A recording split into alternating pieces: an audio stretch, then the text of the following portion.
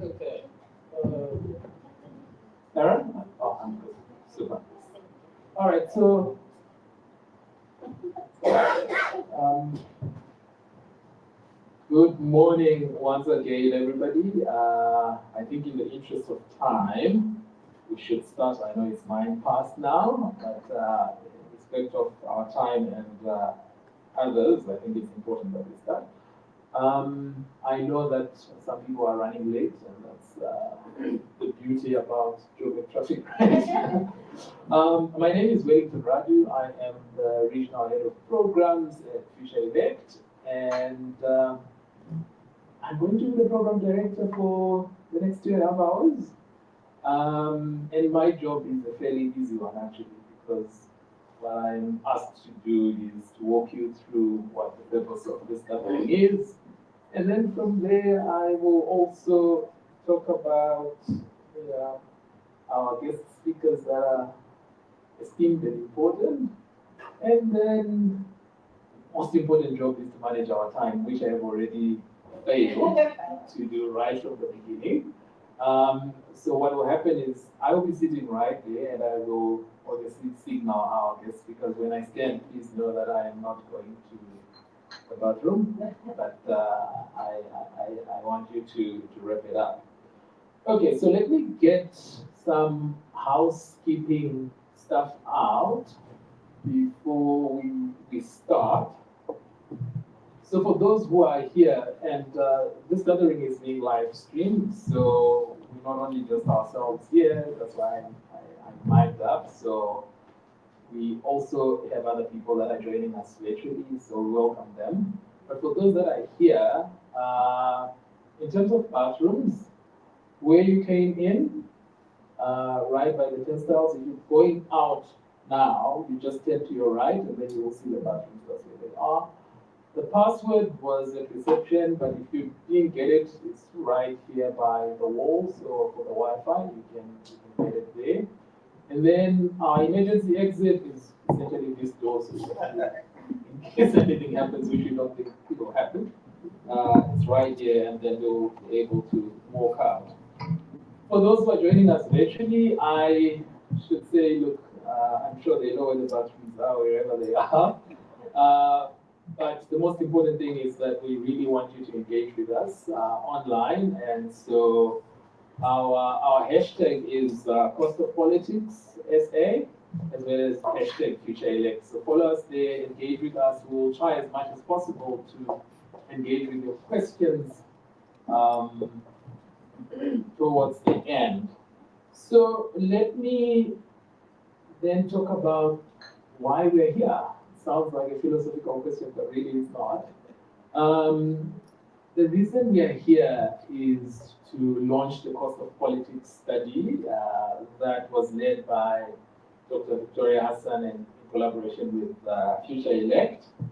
And I think the question that you might have is, why study the cost of politics? Why is it important? I think there are a couple of reasons, but I'm going to just focus on three of them in the interest of time. And the first one is the most obvious one, which is all of us here know that the face of leadership is neither young nor female, not only in this country, but also on the continent and globally. So we know there's something happening. Something happening. So we know there are barriers there. So it's important to know what those barriers are. So that's the first obvious reason why it's important to understand, to study the cost of politics. The second one is really, once we know what those barriers are, we then need to start thinking about ways of ensuring that we support young people and women to get into these positions of power. Because if they are not there, then it doesn't help. But also the third one linked to that is, as soon as we start addressing these structural barriers, then we are able to have a democracy that's not only inclusive, but participatory, because we really need young people and women to be in positions of power. So let me walk you through the program before I call on our guest speaker. As you would have received, we were meant to have our first guest speaker from the IEC, but they are on their way now. They will join us. So in order to run through the program, we will have Dr. Victoria Hasson present first on the study, and then from there we will have our IEC guest, Mr. Jose Sile Choke, who will be joining us thereafter. And after that, then we will have a conversation moderated by Ms. Lidio Mazbuko for about 1 hour, 10 minutes. And then we will end with a discussion. We'll be taking your questions and comments from those who are joining us virtually. So without wasting time, I would like to introduce Dr. Hasson, who is an international democracy specialist with more than a decade of global experience delivering political and parliamentary strengthening through senior strategic roles in for major public institutions. The experience in leadership really was important in this study because it added depth to our study. I can see most of you have that nice little blue report that is short, succinct, and it actually surfaces the issues that young people and women grapple with. So with that, Dr. Hasson, the floor is yours.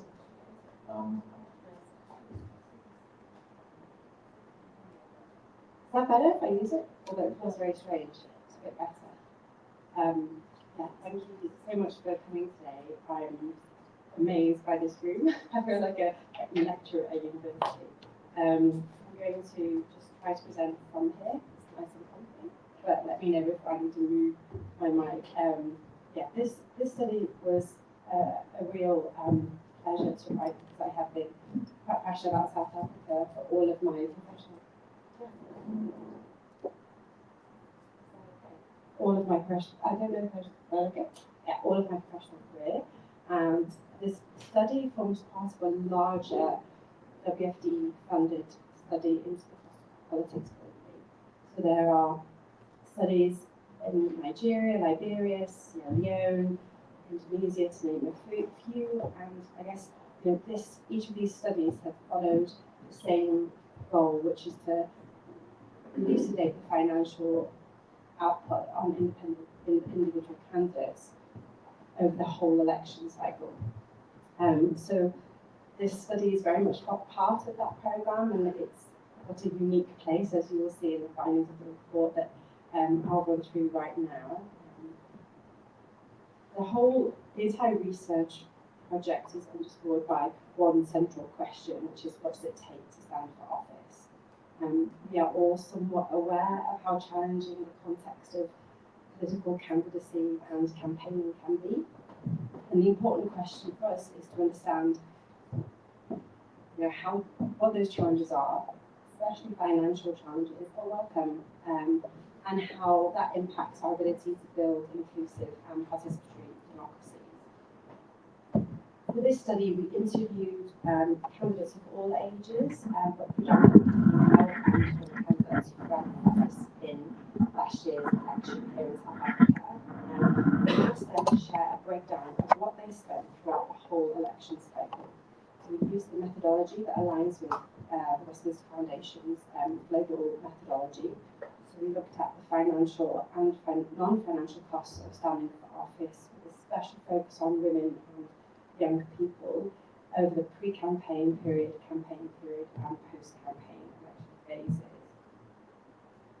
Compared to other African countries that the Westminster Foundation has looked at, South Africa looks cheap, but that's only half the picture.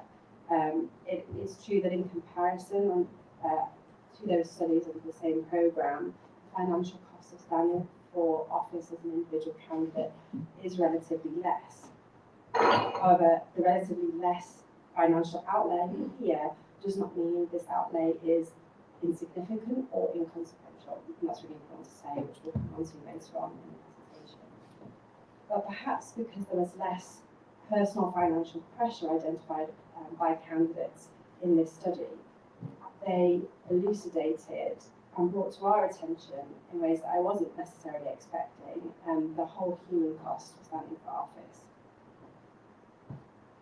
There seems to be three pillars that fireball the financial costs on individual candidates in South Africa, from the extremely high costs we've seen elsewhere. History, South Africa's historical legacy encourages accessibility. So South Africa's transition to a fully inclusive and participatory liberal democracy has resulted in strong social and cultural norms related to the expectation that anyone should be able to run for office, regardless of race, age, gender, background. The system systematically locks us in through the system of proportional representation that de-emphasises the role of the individual in favour of parties. So candidates did mention that, whilst they were spending quite a lot of their personal money during the campaign, voters only saw the party name. They didn't really associate that personal spending to them and realised that it was at their cost, not the party's cost necessarily. Funding. So the PR system sort of empowers political parties, particularly those that are represented in the party.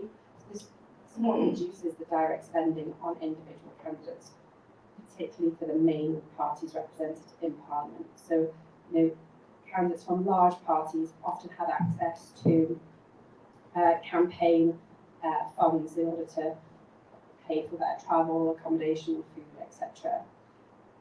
However, these three pillars we found also serve to hide from view the true and important cost on individuals standing for office. So even though parties receive central state funding, those represented in Parliament in particular, most candidates, every single candidate we interviewed, still had to make significant contributions to their own campaign. And in many respects, I left the interview feeling that they pretty much self-funded their campaign, often relying on personal savings, loans or support from family members. So this is especially the case for those who are standing for smaller parties or as independents. It's just worthwhile noting that the PPFA is sort of silent on those individual costs, not as silent on the costs of independent candidates. So as we will come to identify, this is just something that the system has a gap in. Candidates described, therefore, when we went through, first of all, the financial costs, candidates then turned to describing the emotional costs. They described exhaustion, isolation, even depression, especially post-election when the adrenaline leaves the body. So while candidates were invested in the process of sharing what they had spent on campaigning, it was almost more important to them to use the opportunity to share what they had not expected to spend, which was their emotional and life world energy. And I came away thinking that because those who run for office are a self-selected group of individuals, very ambitious, very willing to give quite a lot of themselves, I think there was an underlying expectation that they would have to use some of their personal resources to stand for office.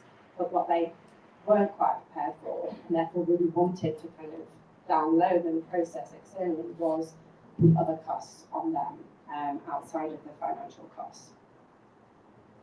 What was also clear from our research is that both financial and non-financial costs are more challenging for younger candidates and female candidates to bear. Campaign costs over £50,000 were common, and this is simply unaffordable for most under 30s. So perhaps this is one of the reasons why only 10% of candidates were under 30 in the last election. So younger candidates, obviously, given their age, lack the financial networks to access maybe resources and savings to draw on. Many younger candidates reported having to quit jobs in order to campaign and therefore lost their sort of guaranteed income. They also relayed facing higher personal and professional risks because they hadn't yet necessarily established themselves in a particular profession, and then to leave their profession to go campaign. The pressure was to sort of then prove that they were reliable to re-enter the job market afterwards. And the women relayed additional and gender-specific costs. So that's wardrobe expectations, personal safety, making sure that particularly for rallies and certain events, they had basic security covered, and balancing domestic responsibilities, particularly single mothers who had to sort of burden those costs obviously on their own. And female candidates, especially mothers, spoke of the emotional toll of maintaining childcare and household responsibilities, which came with financial consequences as well. So what was clear from our research is that most of the spending took place in the campaign period. We struggled to elucidate specific costs on candidates in the pre-campaign getting on the ballot. Each party had its own process, and it seemed to us during the course of the interview that cost was minimal or minimised, might be the better way of sort of framing it, but candidates were able to clearly spell out what they spent on the campaign period, which we calculated an average of £50,000 per individual candidate.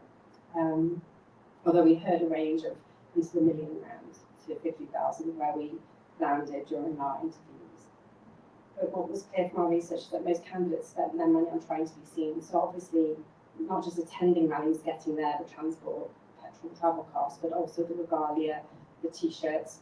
Parties provide those, but many women relate that they don't feel comfortable just wearing the t-shirts that the parties provided with, not nice material, not nice style, so they have to spend money on sort of being themselves and having it done. And to suit their identity and how they wanted to actually portray themselves, which none of the male candidates discussed at all.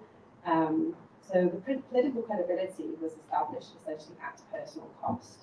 And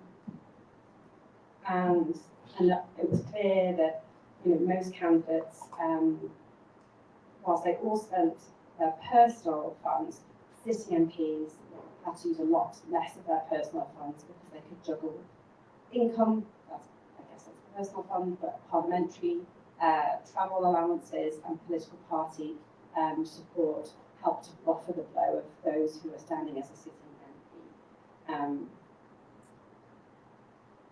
They were not a sitting MP, there was really choices around loans, family savings, came up to cover the cost of the approximately £50,000. It was also very clear that the cost of running for office didn't end on election day, and that even election day is quite a costly affair. That's when you really go big, in terms of spending on voters and spending on being seen and taking care of all of the volunteers on the day, and again, women especially. And it was something that I then Googled to try and see examples of, and spent time thinking about their dress, their election day dress, and that was mesmerising and quite beautiful to watch, but something that came up on, because I absolutely needed the budget for this. This was a big moment.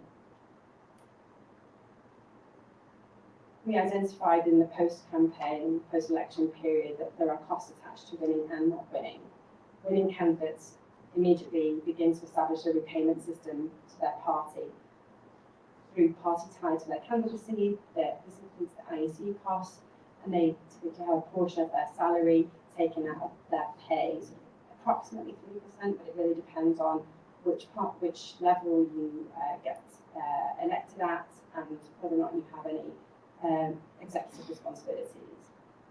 Winning candidates are also expected to fund, as a sitting MP, weekly constituency events. Quite a lot of that, particularly in African National Congress, because a lot of their salary goes to funding local community events as part of the, payback system for standing for office. We couldn't find evidence in the interviews that we held with MPs if we needed to pay anybody outside of the system, companies or donors or funders, that individual candidates relate. That doesn't mean that there wasn't that influence, but we didn't manage to ascertain any funds needing to back to someone outside of that political party or family. Now, unsuccessful candidates, of course, may have the burden of repaying loans or rebuilding ties with family members, especially the young candidates who really did have to rely on family businesses, for example, printing businesses, printer buyers, or parents who essentially had to get their car fixed for them or pay for their food and housing over that period. Rebuilding family ties and trying to sort of make that okay was at a considerable post-election cost. Ultimately, this report shows that while South Africa's electoral system has low formal barriers to entry, the personal cost of running for office, financially, emotionally, and socially, remains high, especially for young people, women, and independent candidates. And there's not much transparency on this. And when political financing lacks transparency, whether in campaigns or in internal party contests, it undermines public trust and deters new leadership.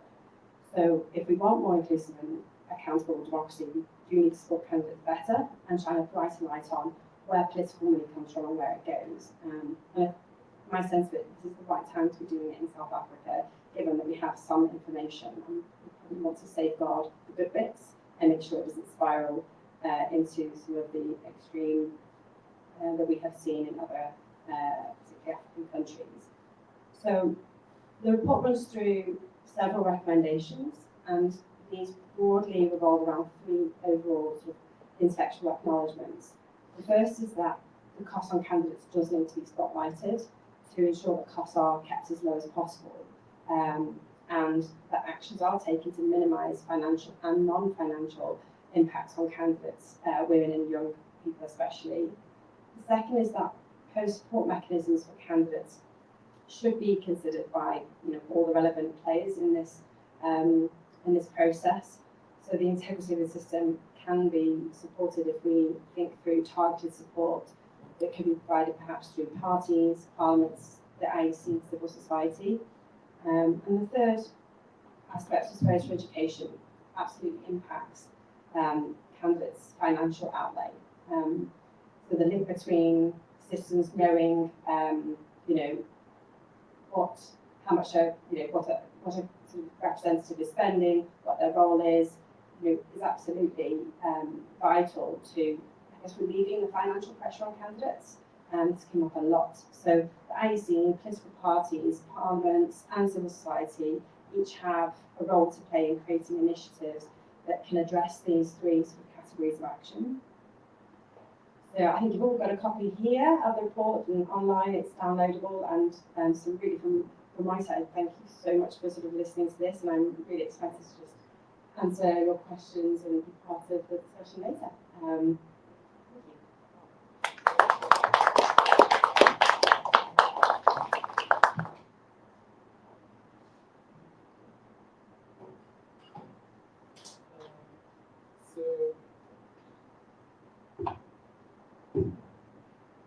Thanks, Victoria, for reminding us about our history, as well as the system, the financial and non-financial cost of running for office. But this doesn't happen in a vacuum, right? So there's an ecosystem. I think it's important to reflect on that. So what I think we should do now, if it's possible, I'll take some questions if there are any, because we just waiting for our guests from the IEC to deal with the ecosystem, and then we can have another conversation. So if it's okay, we can take some questions if they are there.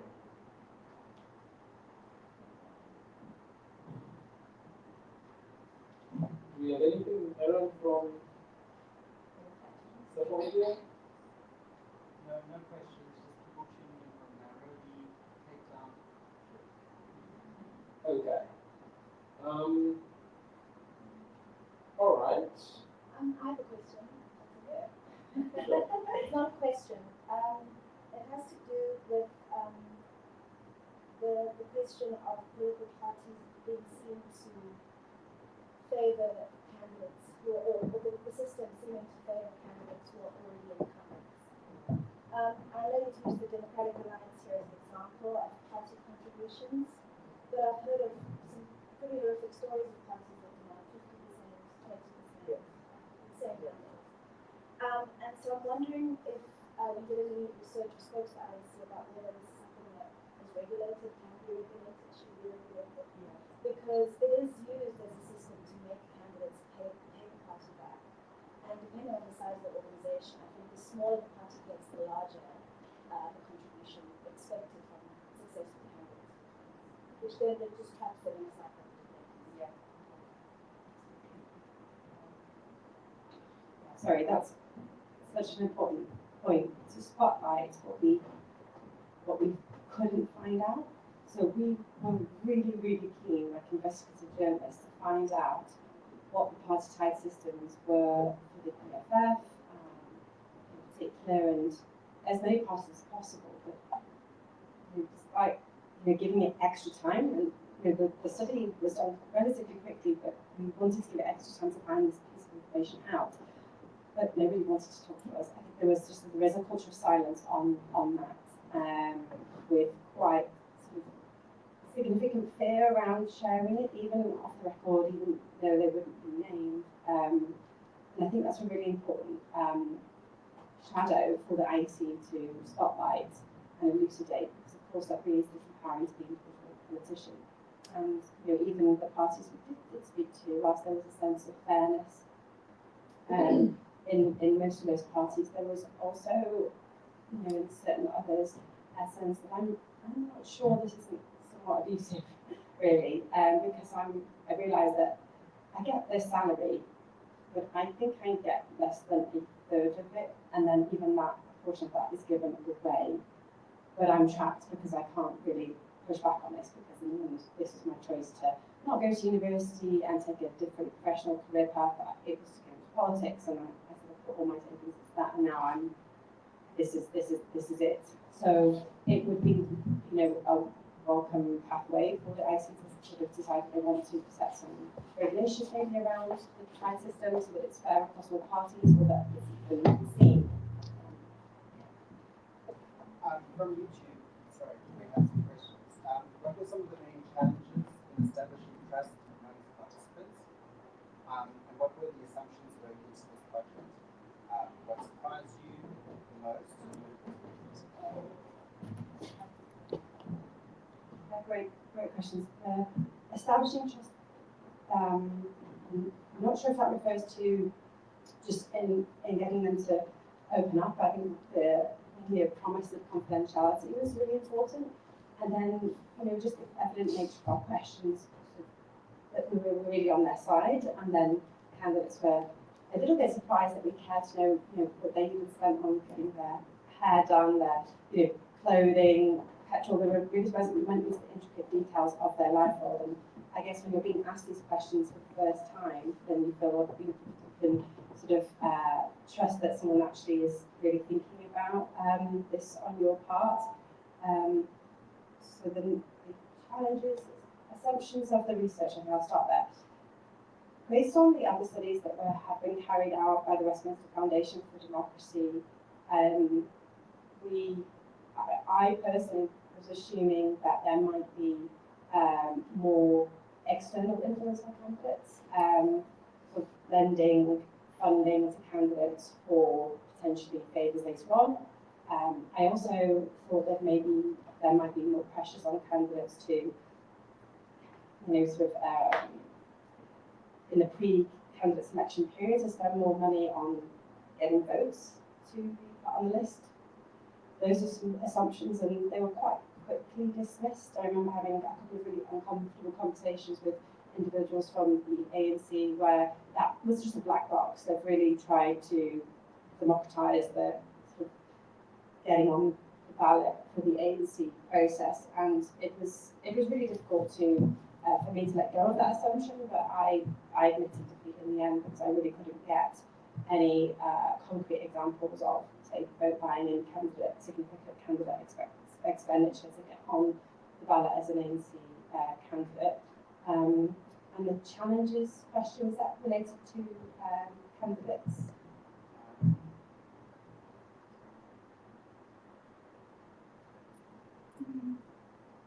Aaron? Okay. The question was, what are some of the main challenges in establishing trust among participants? Okay, so I've done that well. Yeah, that's great. I've got one question is, did the issue of social media feature at all, and how harsh it can be towards particular profile, particularly women? I've just seen anecdotally what some people say towards women that are campaigning. Did that come up at all? Yeah, so it's bundled really into the emotional toll, but the source and the origins of that, a lot of it related to social media attacks, as well as in person, on the streets and in rallies. But especially because we were talking to quite a lot of younger candidates who are very social media savvy, and that's a double-edged sword. But clearly, the sort of quite a lot of post-election come down related to having to withstand quite a tsunami of negative social media during a campaign, which you just sort of brush up because you have to, you're really busy and you've got to just take it on the chin. But when you have finished the campaigning, it all resurfaces. And that is, something as part of the programme of activities that I see Parliament, political parties and civil society when we think about how to support post-election, but also election sort of inclusive context. Social media would probably have to come up quite essentially in those conversations, because it's the pressure. I mean, even the outfits that were being bought were around how that looks on social media, the colours that were chosen, and I guess that's sort of sense of intimidation around what you look like and how you appear, but also pressure to be appearing on social media as well, which is just so consuming mentally for candidates to make sure that they are seen. Thank you, it was really interesting. Could you share a little bit more about the interview preparation process as such? So how did you find the interviewees, and how many people declined maybe? Also, how long were the interviews? To what degree were they structured or more narrative? Was there quite a variety of settings and length of interviews and contact afterwards to interviewees as well?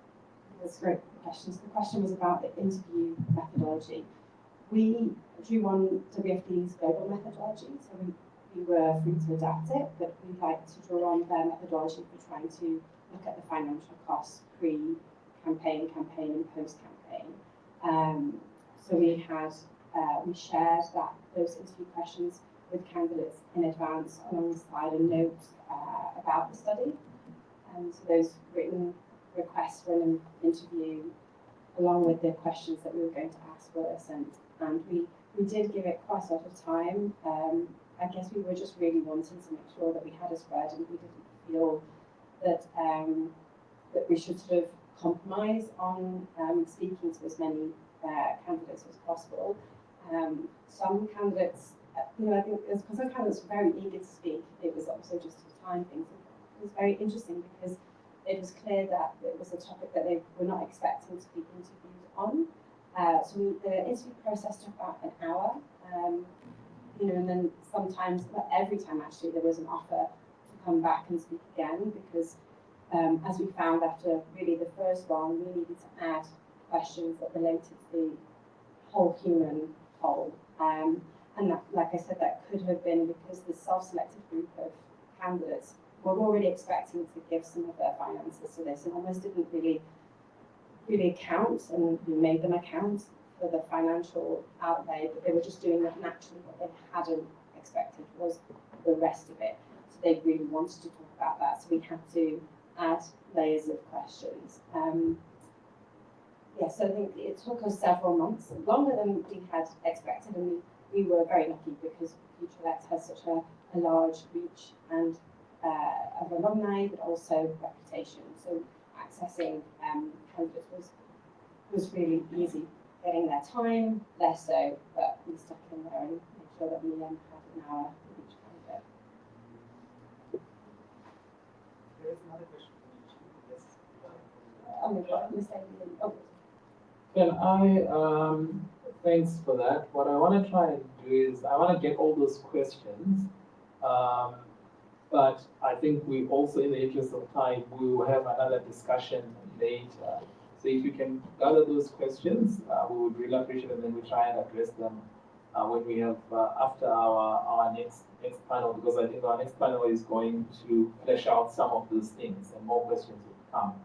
But what I would request in our second iteration of discussion, can I request a roving mic so that we can hear what other people are asking? Okay.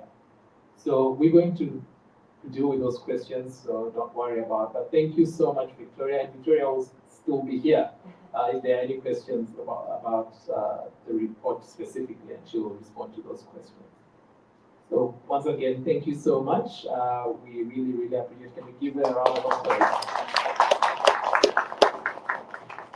Okay, so I think we should move into our next conversation, which is going to be exciting. It's going to be building on what Victoria has been speaking about. And so please help me welcome and introduce our moderator for the next session, Ms. Lindy Wemasbogo.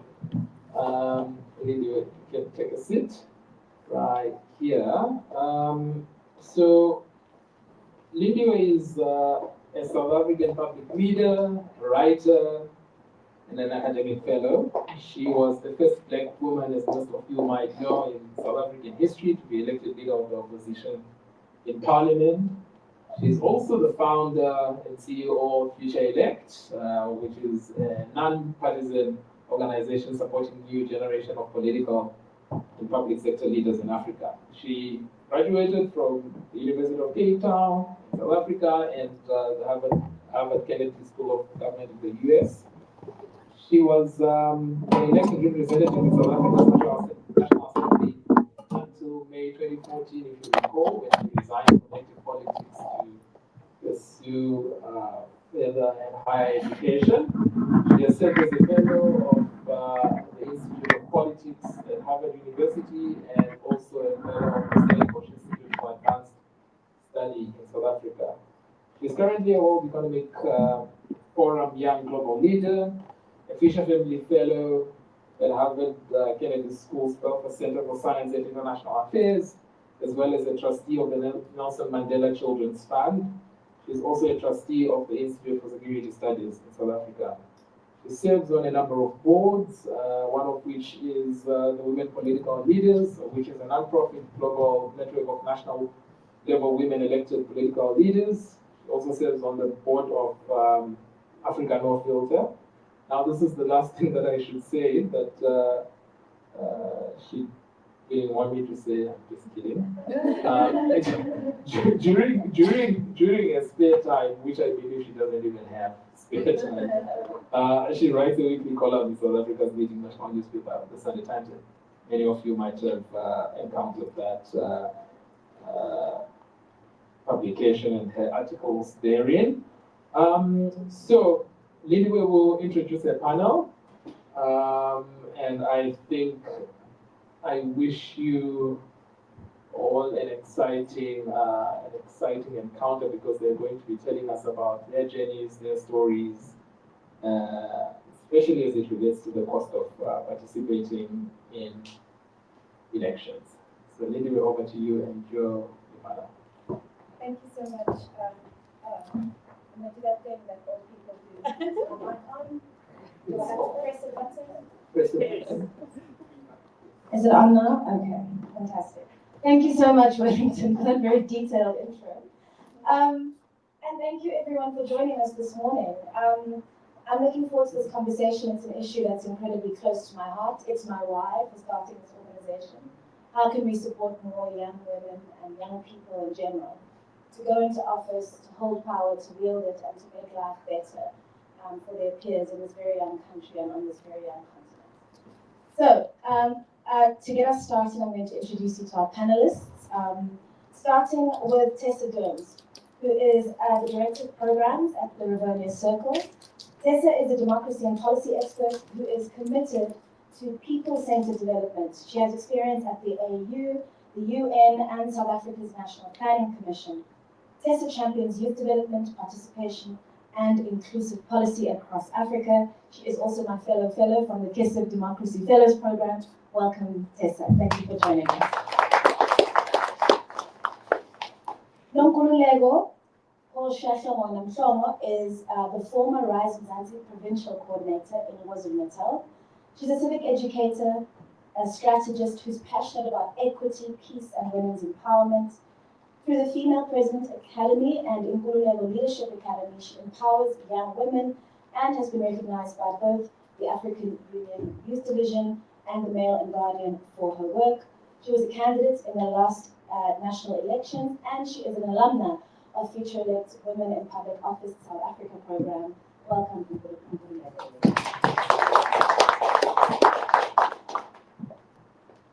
Malebo Kobe is a Member of Parliament for Action SA. She is an alumni of the Women in Public Office program in South Africa, the youngest in her party in Parliament. She's also a social engineer and an activist dedicated to finding sustainable solutions for vulnerable communities. With a background in international relations, Malebo has cultivated a passion for stakeholder engagement and community development.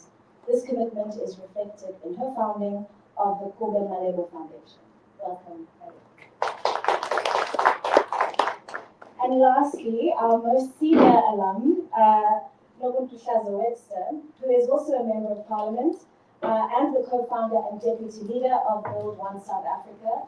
Nobuntu is an alumna of the Southern African Public Leadership Program at Futurelect. She's an author, an activist, and an entrepreneur who's passionate about nation building and women's empowerment. She founded the South African Women's Commission, and has led various advocacy and business organizations. She's a globally recognized fellow and award recipient who uses her voice and platforms to drive social change. Welcome, Honorable Lawundi. So I said earlier that this is a topic that's close to my heart. This is a group of women who are very close to my heart for, I suspect, obvious reasons. I've cried a lot over this interview. Happy tears, scared tears, excited tears. So thank you so much for joining us here today. It's really great to have you. I know how busy you are in your current roles. So the conversation we're going to be having today is about some of the barriers that exist. What is the public leadership challenge in particular for women and youth running for elected office, going into public office, and then serving effectively and resiliently and being able to deliver on their objectives. But the first thing I'm going to do is ask you all the same question, which is a question we always ask at Futurelect, which is, what is your why? Why do you do this work? Why is it important to you? And what was it for our candidates that brought you to the point in your life when you decided, I actually can't watch this anymore, I'm going to have to get involved and fix it from the inside? Let's start with you, Lawundi. Thank you so much, Linda, and good morning to everybody. I was hoping you wouldn't start with me. You're here now. In fact, I thought you would ask what our weather check is. Oh, so I was like, how's your weather? I was getting ready on the weather. What is my why? I grew up in Nanda, in Durban, and from the age of about 4, I traveled from Inanda, which is a township in Durban. You know, one of the lesser developed ones. I mean, in case they would get teased from being from Inanda. And I would travel there every day to Musgrave, to school at Mosqueda, private school. And I saw two very distinctive, different worlds. So between Inanda and Musgrave, but I also, in between, it was our township, and then there was the Indian township of Phoenix, there was the colored township of Sydenham that would go through and would eventually get to Musgrave. So it wasn't even just two distinct South Africans, it was multiple South Africans. And that's something that's always shaped every single thing that I do. Even when I went into business, and the reason I was in business, it was because I wanted to be a conduit for economic transformation. I wanted to be part of what changes the face of South Africa's economy, and I wanted to create a space for other South Africans to be able to do that. And so ultimately, in doing all that, and you know, you mentioned leading some of the organizations and advocacy organizations throughout my life, I got to a point where that wasn't enough. And it felt like, you know, I'm here trying in different ways to be able to be part of the transformation, but actually there's legislation that makes it really difficult to do this. Actually there's policy that makes it really difficult to do this. And just the sense that we have leadership that is quite comfortable now, having the economic access, or the financial access that everybody else in the country doesn't have, and that there's nobody who's actually coming to save us. Ultimately, there's no big savior, and we have all these big men that have come into leadership. They come in, and everyone's like, oh, maybe this one. Oh, it's this one. Oh, maybe this will change. And ultimately realize, no, nobody's coming to save us. It's got to be us. And so my why is to ultimately, and it's going to sound corny, but when you talk about building one South Africa, it is ultimately to build one South Africa. And for me, primarily at the front of that, at the forefront of that, has got to be economic. Wonderful. Thank you so much. Yeah, I'm also a child of KwaZulu-Natal. Your story resonates, yeah, very deeply. Malibu, tell us about your why. Firstly, good morning to you, to our audience and our online audience. I think my big why is disillusionment. And I'll say this because I was born in the new democratic dispensation. And so there was a huge hope around it. And I thought, because I, in my own capacity, narrowly within my own interest, I'm able to access quality education, I'm able to have all these opportunities, I thought that I was exempt from the systemic issues. And so when part of my, when I say this in my personal story, that when I lost my parents, that's when I realized that even upward mobility, your own personal upward mobility, you will still experience systemic challenges. And so even though I'm educated, I even went overseas to get my master's, came back, I faced systemic issues. There was chronic unemployment, the youth is in huge despair. And that is my huge why. And most of the people who are at the tail end of these systemic challenges are young women. And so even founding my organization primarily was to give support to women and people in structurally vulnerable households, because those are the ones who get to bear the brunt of a South Africa that is failing. So that's my role. Thank you so much, Malini.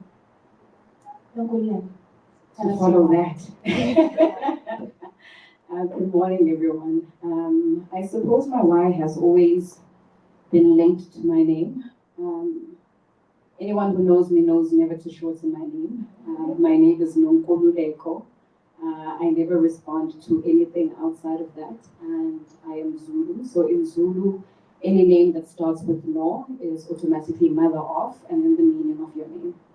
And translated, my name means freedom, so it's the mother of freedom. And at home, we've always been huge believers of the first prophecy you give your kids is do their names. So growing up, I've always aspired to make sure that people around me, in spaces I'm in, spaces that I lead, people are free, they are comfortable in their true essence. And I've taken that in every single role that I've occupied. But my first introduction of leadership was also through my mother. I grew up in a woman-led household. I have sisters, I don't have brothers. So leadership for me has always been kind. It has always been authentic. It has always been consistent. And to then live in an ecosystem of politics that exists in KZN, you constantly see the foreshore of that leadership and how it's non-existent. So in every single space, I've always aspired to make sure that when I leave, people understand the essence and the importance of having leaders that are true, that are genuine, that are accountable, that are honest, that are kind. And to always understand that that can exist. And that's the way that it should be. The other is not normal, but this is normal for us indeed. And that's been my why. Thank you very much. So I noticed nobody answered the question about why they actually ran. Because the running is very different from deciding to participate. And that's what makes me, one of these people is not like the other. Not run for public office. And I'll explain that in my why as well. But for me, my why most critically happened in July 2021. I had been part of South African public life. I've been commenting on politics. I've been part of youth development initiatives. I've been in academia, all sorts of things. But I'm a girl from Elders, and I'm an outlier in the kind of life I now get to lead. The fact that I have a master's degree, the fact that I have the opportunities to have upward social mobility is just not a normal thing. I was saying to somebody last week, before me, I knew 2 other people in Elders who had a degree. So the idea that I could have a degree in the life that I have now was not something that is normal or could imagine. Yet in 2021, when those riots were happening, I was sitting in my flat and I realized, besides that was happening in KZN, that down the road in Diepsloot, the country was burning. And I was being called to have cute interviews on TV to analyze the burning that was happening 10 minutes away. And I realized there's something fundamentally wrong with that. But I also realized I had the ability to insulate my family members in El Dorado Park from what was happening there. And I had to make a decision. I was either going to use the privilege that I've amassed in a broken society to further cocoon myself and insulate myself, or I was going to use the privilege that I've amassed from this broken society to fix that society. And so I fundamentally made a switch in my mind from being a development activist to being a political activist. So I'm not necessarily a politician who's run for politics, but I'm a politician. I'm a political activist in the society because I believe that we need politics that actually is transformative and changes things. And the thing that stood out for me in the 2021 riots was there was not a single politician I could find who knew how to go to the communities that were protesting and actually have any purchase to arrest what was happening, and we ended up with the army doing that work. And that's when I realized the new politics is necessary, and so I see it as my responsibility to craft that new politics in communities, but also to champion new people entering into the political space and making it easy so that Nonkoleko's dream of having a kind politician is actually one that's possible. Thank you very much, Tessa. You raised such an important point about how often we have protest action and uprisings in our countries that political leaders can't show up in because they no longer represent the people that they used to say that they spoke. My next question is about what you think are the most significant obstacles, particularly for women, but also for young people, in the context of the cost of politics, but as Victoria said earlier, we were actually pushed into thinking beyond the financial cost to other costs as well. And I'm going to start with you, Tessa, because I've had this fight with you a few times. When are you going to run? And why not now? Why would you do it? That was YouTube, not me dragging you. So thanks to your Pat Mangera sitting in the back, one day I'll run. When that day is not, and I say that now openly because I realized in the last few years I've been encouraging young people and young women to get into the fray because I want somebody better to vote for on the ballot. That was my reasoning. I was like, I need to find better people to put onto the ballot. And I always say to people, if you can name 30 people you would entrust the country to, go and get them to run, right? But in Central, you can't continue to go to people and ask them to run if you yourself wouldn't put yourself into that situation. And the number one reason I have found that people are afraid to run in this country is they don't want to die. And we have to take that into account. I don't know that there's any other country in the world where that is the widespread answer you get about why you're not going to run. I don't want to die. That is a very, very serious thing to say. And we underplay that in South Africa because in the rest of the continent, you hear these stories in terms of official opposition being brutalized or taken out or just things happening to opposition. But in South Africa, it is the unspoken story of politics, that it is dangerous, dangerous business. And I really want us to think through what it means to try and cultivate a new politics in a context where people are afraid to die and we are afraid to talk about that that's a possibility. The second thing is that you have to be able to take the brunt of the stigma that comes with going into politics. The moment you say you want to go into politics, people assume the worst of you. And you have to live with that and be able to push through that. And I think that young people particularly who are brave enough to raise their hands are willing to put their very, very young reputations in the hands of a society that is unforgiving and that is willing to just brush stroke everybody as the same. And I really think at a societal level, we need to rethink that. And then the third one, of course, is money. And we're going to talk a lot about money, I hope, in other parts of this conversation. But the thing about resources is the party has the money, not the candidates. And there's some of the stuff that you said earlier, Victoria, that I want to comment on later. But the candidacy means that you become a social pariah. You may even lose your job. And so you need to learn how to sustain yourself because the party may actually not.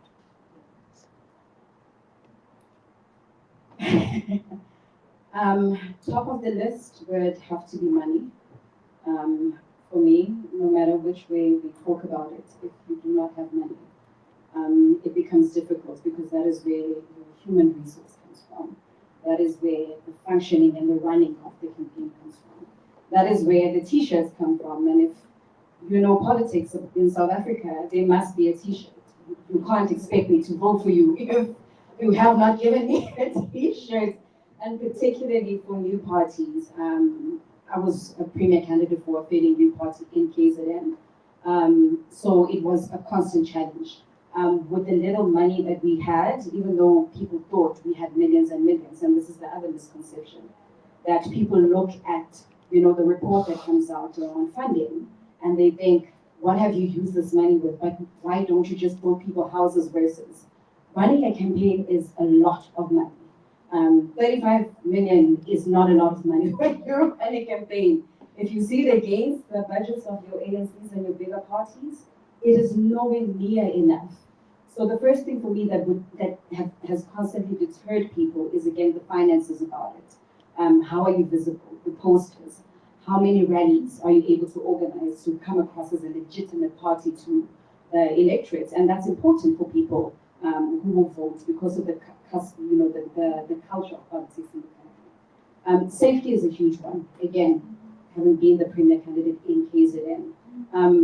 And it's layered on so many levels because I was a premier candidate who was young, but I was the only female premier candidate as well.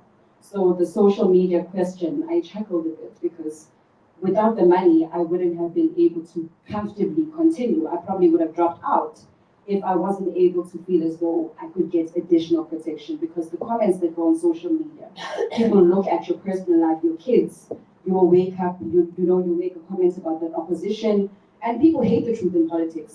So regardless of what you say, and there would be these foul comments. So again, people would constantly ask me, are you not afraid in interviews?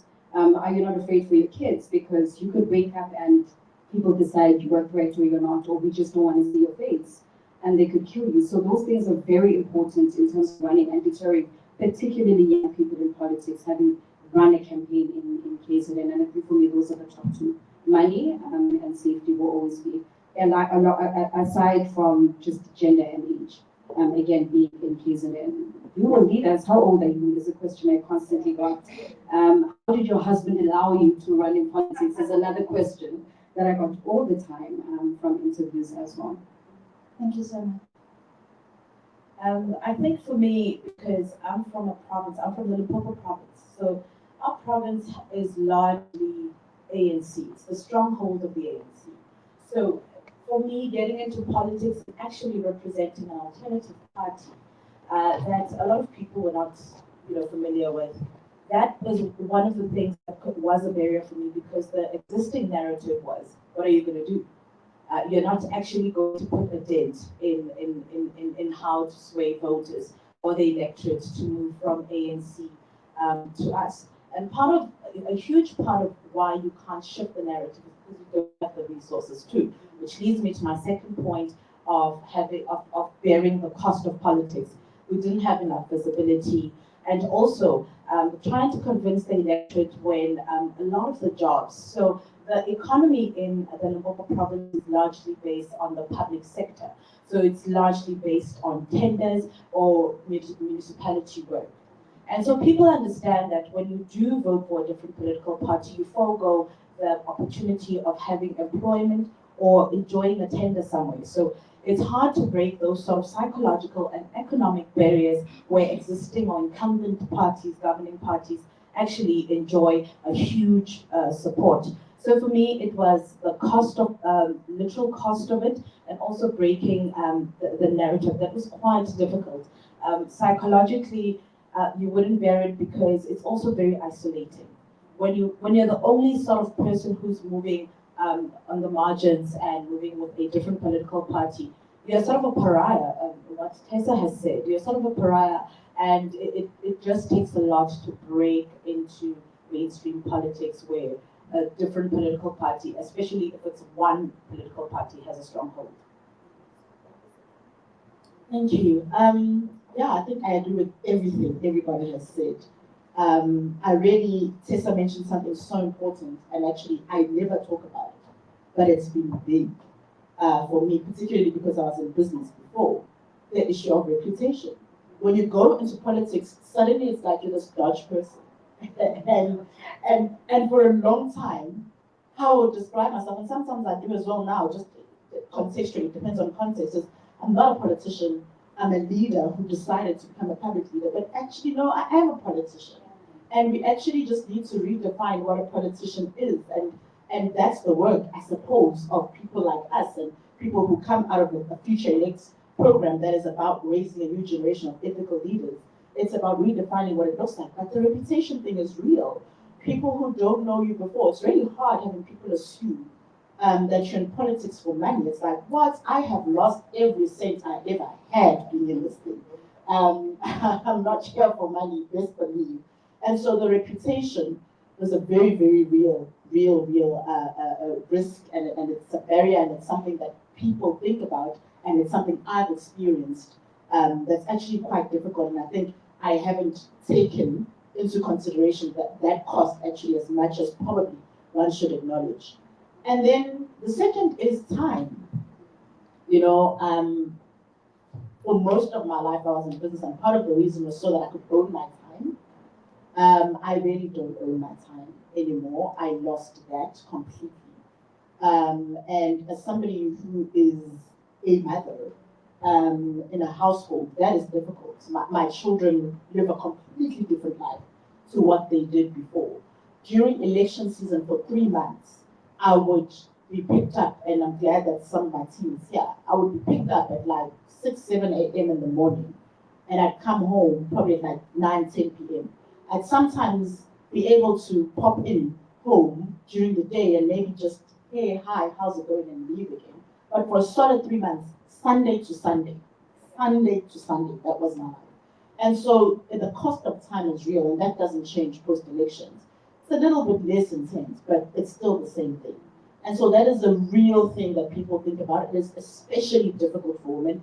It is especially difficult for women who are wives and mothers. And people often ask, how has this worked?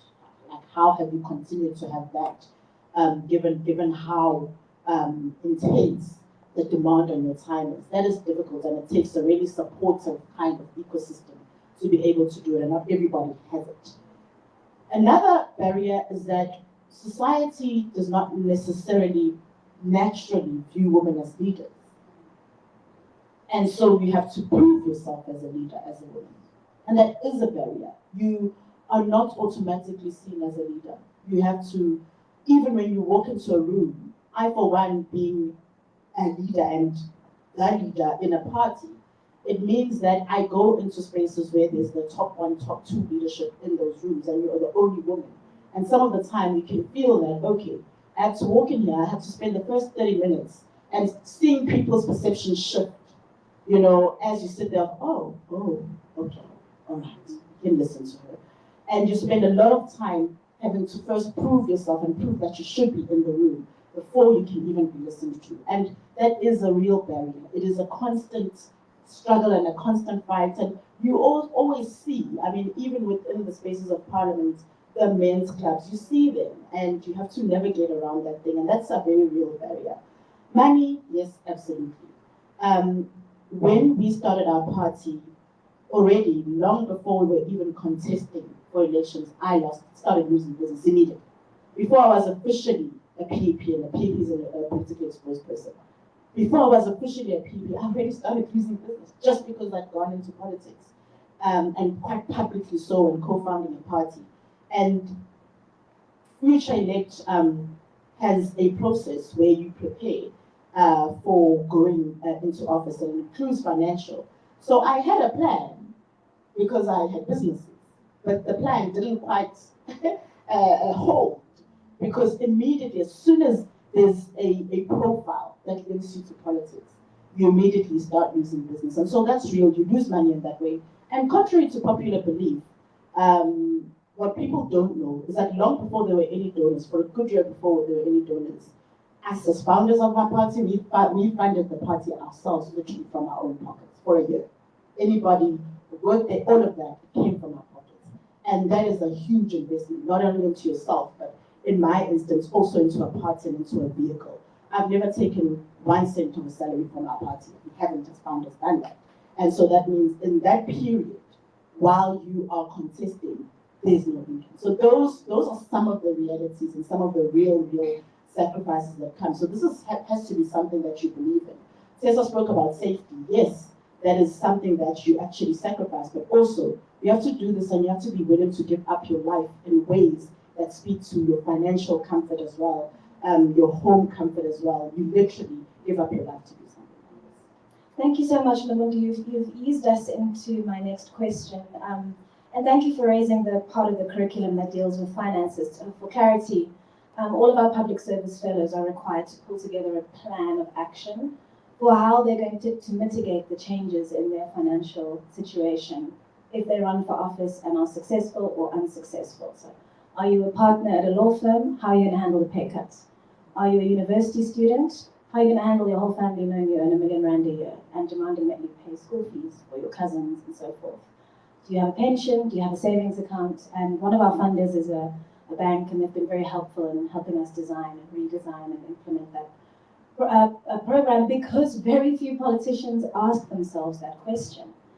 And so it sounds to me a lot of what the four of you have raised in terms of these barriers is what leads people into corruption, whether it's financial, whether it's about seeking protection and safety from complicated elements, whether it's about loneliness, whether it's about visibility or invisibility. These things tend to lead towards unethical choices. I think we all saw that when we were watching the state capture hearings. How many people talked about how they stole from the state because their sister had a bad credit record, or their daughter wanted to go to university in Aberystwyth, right? So how do we make politics not be a dirty word? How do we create systems of ethical leadership? Again, whenever we talk about these things, there's a sense in many conversations that the right people will just emerge, Messiah-like, right? And just be good, right? But what are the actual systemic transformational changes we need to make, both inside political parties, but also inside institutions, like Parliament, like the legislatures? How do we turn politics from being a dirty word into being a respectable profession that real leaders in a society want to be a part of? Would you like to go first, or? Eager. I am eager because it's what I've devoted my life to at this point. And so I'll start with money, because it's such an important part of the political story in South Africa as well. People in South Africa do not understand how political money flows. Okay? And so I think there needs to be education and transparency and an open conversation about how political money flows. For all that we can say about the US, we know more about how money flows in the US politically than we do in our own country. And that's because lobbying is part of the political culture. So you say what you're giving the money for. Don't just give money and then say, oh no, I was just giving out of the goodness of my heart. No. Say what your interests are. Put it out there. Let's start having a conversation. What are you paying for? I always used to say when the ANC had their dinners, their gala dinners, when you're paying R1 million to sit next to the president. You're paying for the president if you don't tell me anything else. You're paying to own a president, if that's what it is, if you keep it as a blank check. And I do think that there's too much blank check politics going on in South Africa, and that the voters and the electorate are not having the conversation about where the money comes from, where it goes, all of that. But the other part of it, I think one of the findings out of the study is that you assume that the rank and file of parties, or even the candidates, that the funder is sending people SMSs. Today you must talk about, guys, I just, as somebody who's raised funds even in the NGO space, I can tell you for free, funders are not as invested in the nitty-gritties as you think they are, really. And again, those conversations about how it's possible to navigate and manage your way around those finances and the politics of finance, I think is important, so that we find new strategies. More important for me is building up bases of other people funding politics other than right now the top 10 families who can, right? How do we get voters to start investing in their own politics? Maybe if I pay, then I will trust more what happens in those political spaces. And I think that culture will help us a heck of a lot. But that's the thing that will get more people who would ordinarily not go into politics because they're afraid of reputational issues or being held ransom by Stellenbosch might go in if their communities don't only support them on Twitter or with likes or even with votes. Support people with actual money, so that you can then mitigate the risks that they face in terms of other influences. I 100% agree with all of that. But most importantly, we need to be able to peel away the fourth wall of politics. Because even in how political parties have discussions behind closed doors, it must always come out as a finished product. And that's always been my biggest frustration as a young person about politics. Even when we're leading up to the launch, I always said, take people through the journey so that they don't think you just roped in your friends and decided that you are going to start a political party to then take over from whatever people have felt about other political parties. So I think political parties have to do a better job in communicating their processes, and that does include finances, policy positions. How do we get to selecting those issues? How do we get to those proposals?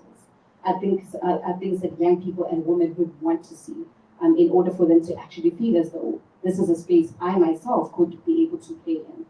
But we also have to focus in spaces where politics is spoken about we launched, Rise and Sunset launched in April 2024. I conducted 64 interviews by the end of 2024. All of the political slots I was in were headed up by men. There were 2 interviews I did where there were 2 female radio DJs, and that was during Women's Month, because everybody looks for the women in politics in that month, and the other was 1 KZN. But what was happening is that men were interviewing men in those slots. So for people who are listening at home, all they ever hear and see are men. So even those spaces where politics is spoken of and in, we need to be able to have conversations on who do we see in those spaces? Who is being constantly invited in those spaces, and how much effort from radio to TV is actually being made to make sure that we're looking for young women, for young people who are interested in getting into politics, who are actually in politics itself. But for me, it's always been, what do political parties do outside of fight? And people don't know, they honestly don't know, because what they see are the headlines, and they don't get to interact. But most importantly, we have to start drilling into political leaders that they must be accessible. The fact that now we are going to have to burn buildings for them to actually move from their offices to come and engage with their constituencies is what makes people feel as though that's why you can't even come out. And when they do, it's Gucci sneakers, it's, you know, CPOs for protection, and it's 7 cars, blue lights, and it's like a whole theater of words, and people sit there starving, who have had to burn things to get them there, and they have to wait for 3 hours for them to be addressed, by the way. So the one thing that I've always been interested in is how do we shift the culture, how people experience and feel politics? How do we make sure that when an event is meant to start at 2, that political leaders arrive at 1? And it's that constant, you know, bickering between politicians, they don't care about it, because in between elections, this work must happen. How do we invest with the very same energy leading up to a campaign or elections in between elections? Because again, we're leading up to 2026. People don't understand what a political cycle looks like. The fact that you are funded for these activities. People fund you so that you're able to get, you know, your representatives in office. And when that doesn't happen, what are the conversations that happen behind closed doors? People don't see that, and therefore they're always questioning, what did you do with the money? Why are you never on the ground? Why do you always look so spin and speck and always smelling, and then you say you don't have money? They don't understand how a political party operates, and we have to be able to peel away that fourth wall so that there isn't suspicion and conspiracies that go on outside of that. So you've both spoken about forms of transparency, right? What is your agenda? What are the processes? So also with transparency and I think around civic education, I think that's the one place where we can start talking to people about ethical leadership, and also ensuring that people on the ground, normal South Africans, are participating in the process of creating credible leaders. And I say this because in a case where people are, where there's an erosion of trust, it takes 2 people, or where there's corruption, there's the corruptor and the corruptee, or people who are complicit in allowing that sort of culture to permeate in society. And so it is very, very important that we have civic education on the ground, and also really having to compel ordinary people to put their skin in the game and actually invest in politics, invest in politicians who whom they deem to see that they're transparent, and that's how you can really hold people accountable. I think one of the issues with sort of the masking of political activity is that you find a lot of things, there's a lot of vote buying during the election cycle. So there's a lot of vote buying, and what that does is that it makes the person who is being bought through food parcels or whatever that is, complicit, right? Complicit in buying the vote. And also because they're on the receiving end of a food parcel, they are unable to then exercise their right and leverage and say and hold you accountable as the political leader. So there's a vertical erosion right there that happens of a quality democracy where we hold people accountable. And also, what I've experienced, especially in my province, and this makes it hard. I can see why a lot of politicians are accused of corruption within my province. So what happens is that every single time you go home, because you're a politician, people expect something from you. So if there's a funeral down the road, you are expected to make a contribution in monetary or in kind. And if you don't do that, then you are seen as not being responsive to the issues. And what that does is that the incumbent government or people who are sort of in positions of power, they leverage state resources and they take those and sort of loot them so that they can support these people and grease palms, for lack of a better word. So I think the way in which politics has been run, the quality of elections has eroded because there is a lack of accountability vertically between the voter and whom they are supposed to hold accountable. And the people then who are then occupying these positions ensure that they continue to grease palms, for lack of a better word. And what that ends up doing is that even if I don't deliver on my election promises, even if I don't give you water, I run over the raw sewage that's in front of my house, as long as I can guarantee that you have food parcels at the end of the day, then that creates a culture where politicians are seen as not caring and who have narrow interests. I agree with everything that you said. Disagree. I think at some point we need to disagree.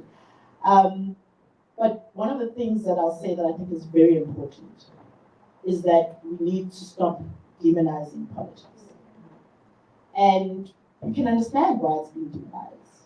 Even my level now speaks to some of the corrupt behavior that takes place. But we need to be able to then differentiate between corrupt politicians and politics itself as a means of representing people. Because in my instance, I shared, some of the exposure that happened even from a business perspective. Whatever business I was able to retain was from people who decided not to demonize me because I'd gone into politics. People who decided and actually didn't care. I don't care what this company or institution says, you will remain, your business does well, and we will keep that, and we'll retain that. And that was because they chose not to demonize somebody who had gone into politics, simply because they'd gone into politics. I think that is so important as a society.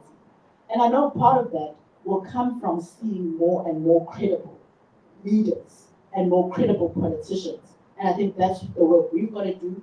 We spoke about social media and its importance, and I think that's what we've got to communicate. We've got to be able to have spaces that communicate the good work that is being done by some public leaders, that communicates what is being done and where we are represented by leaders of integrity and who truly represent people. We need to do more of that. That speaks to my second point, which is then about getting the people to fund their own revolution. I believe in that so much. I am working towards that. I will continue to. Because as soon as the people are able to find their own revolution, then they own their gene. Then actually, you are not at the behest of anybody. And Tessa's right, by the way. There is nobody speaking into your ear every day, like how everybody thinks. It really doesn't work like that. But I still do think there is space. We need to be less reliant on individuals when it comes to political party funding. and more reliant on South Africans. We saw this with Obama's campaign. And I think we need to see it more in South Africa. We as a party actually saw it. And I saw that when people responded the most in crowdfunding is when they saw us do work in the community. And they would respond and they would give towards the work we were actually doing in the community. And so the other side of that is that when a revolution is funded by the people, it means you as leaders have to stay connected to the people. Because then you remain intentional, you remain authentic about even what it is that you're driving and what it is that your agenda is, because you're in touch with the people. And they then remain connected to funding their own revolution and to funding what it is that you're doing. Yeah, it's such an interesting point that both you and Tessa raise about people funding their own revolution, right?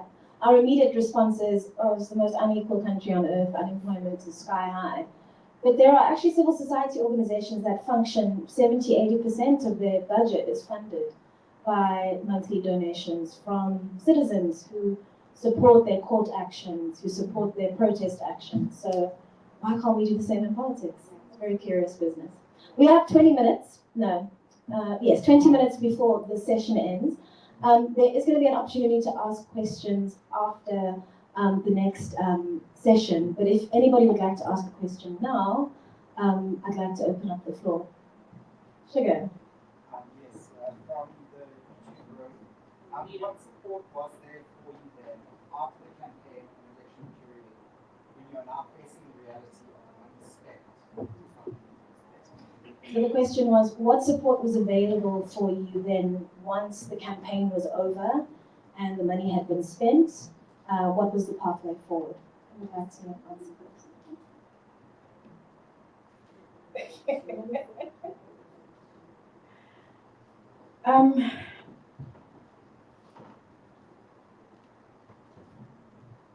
I know it seems like there wasn't because I'm thinking, but there was.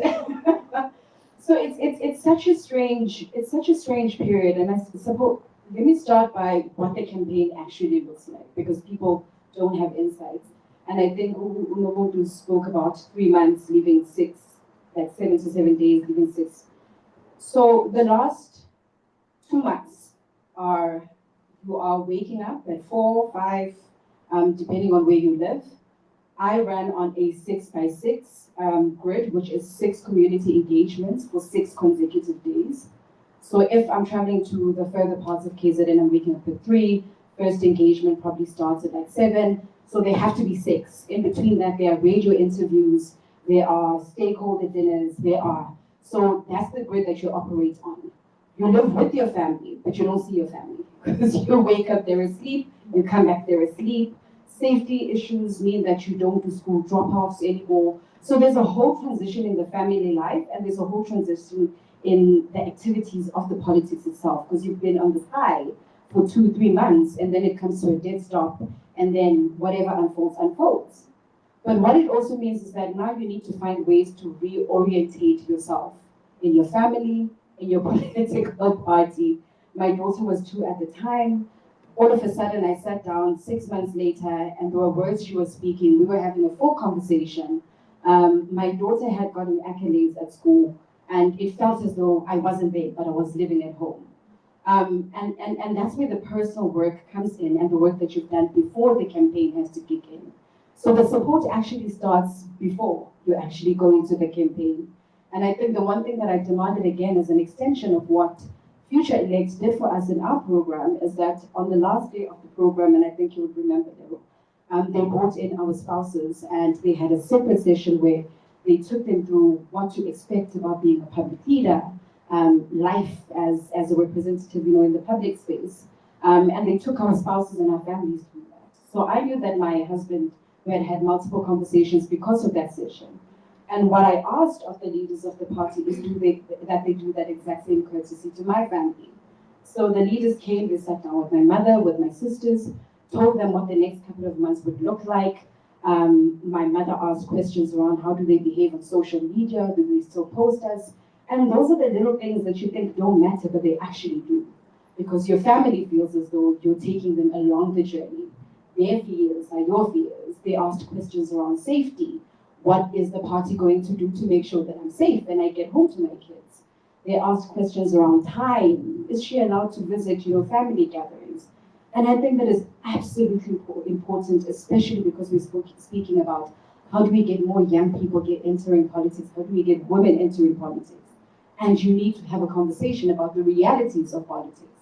So even afterwards, it didn't help much because nothing prepares you for the campaign. So there were issues afterwards where I had to sit down with my husband around, yeah, this didn't go right, and it had to be honest conversations that needed to be healing around that. I needed to sit with my kids and go, you know what, this was a process. Sometimes I wasn't able to communicate. I was absent. I wasn't able to go to a movie, Beyonce concert. I wasn't available because I wasn't home. And those are the realities, again, of women, of wives, of mothers in politics. And that's the sacrifice that we have to make. Coming from a new political party, there are very minimal structures to make sure that everybody's taken care of post-elections. It's not like you have structures at board level that continue to take the responsibility of going back and reporting about political results and what the shift is, especially if you look at the results of 2024 and the GNU and the coalition. It had never happened before. So you don't have enough manpower to do that work on your own versus bigger political parties. And I think that's a conversation that we also must have. That in as much as we can speak about this, it just wasn't there in the way that we wanted it for it to be. And that was the reality of it. There were too few of us, there were too few resources. And what that does is that it makes it seem as the person who was campaigning, because there's the political party, but you campaign on Nonkuleko, because people know Nonkuleko. They don't know Rise. So when you don't have the resources to then go back and touch those people post-election, it then becomes a, yeah, we knew. We knew you weren't different. We knew that you were voting, you would disappear. And again, this is why it is so important for people to understand what an election cycle looks like, because it also takes away from the pressure post-elections for them thinking that you failed us again, because you didn't explain that. Resources only take you this far. And this is the process that you then have to adjust. We get accused of not being around anymore. You used us for votes. There are communities where people say, don't come back because we knew you behaved this way. People still want you to have the money you had on the campaign trail to do the community kitchens, to do the blankets drive, the school uniform. Business people who thought you would get elected ghost you. And that's the reality. The private sector who was there going, we know you're going to make a change and you're going to, turn around our lives and, electricity, water, because those are real concerns. They keep quiet when the results come out. And that's the reality, again, that we don't get to share, because it's then you're a woman, you're a mother, and you were never supposed to be here in the first place. You sound like you're complaining. But those are realities that we face as women in politics that don't get spoken about. But the bulk of the support must happen before, must happen during, so that everything that comes afterwards, people understand, because they've been taken through the journey. Malibu and Nagundi, one of your parliamentary colleagues gave an ill-advised interview, I think, on radio or on the papers, in which he outlined how expensive it is to be an MP. You have to live in 2 cities.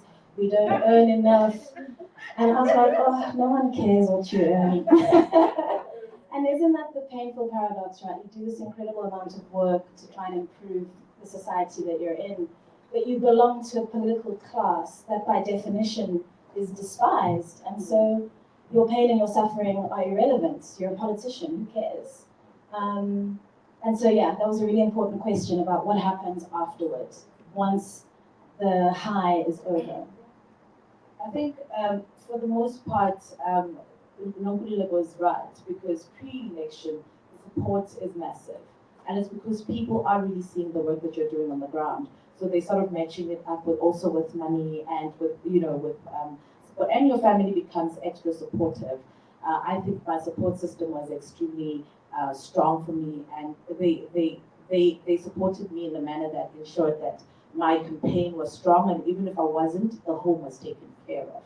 So I'm not married, and I don't have kids. So I think maybe that was easier for me because, but the times were the same because I walked out of the house and I came back at 9 in the evening, woke up again the next day at 5 a.m. I traveled to some remote area in rural Limpopo, and I come back and then the same goes on. And we had a lot of support from the party, but can I just say that as a woman, what I've realized is that especially in our political parties that are starting up, that are small, not a lot of support is given to anybody other than the chairperson or the front face of the campaign.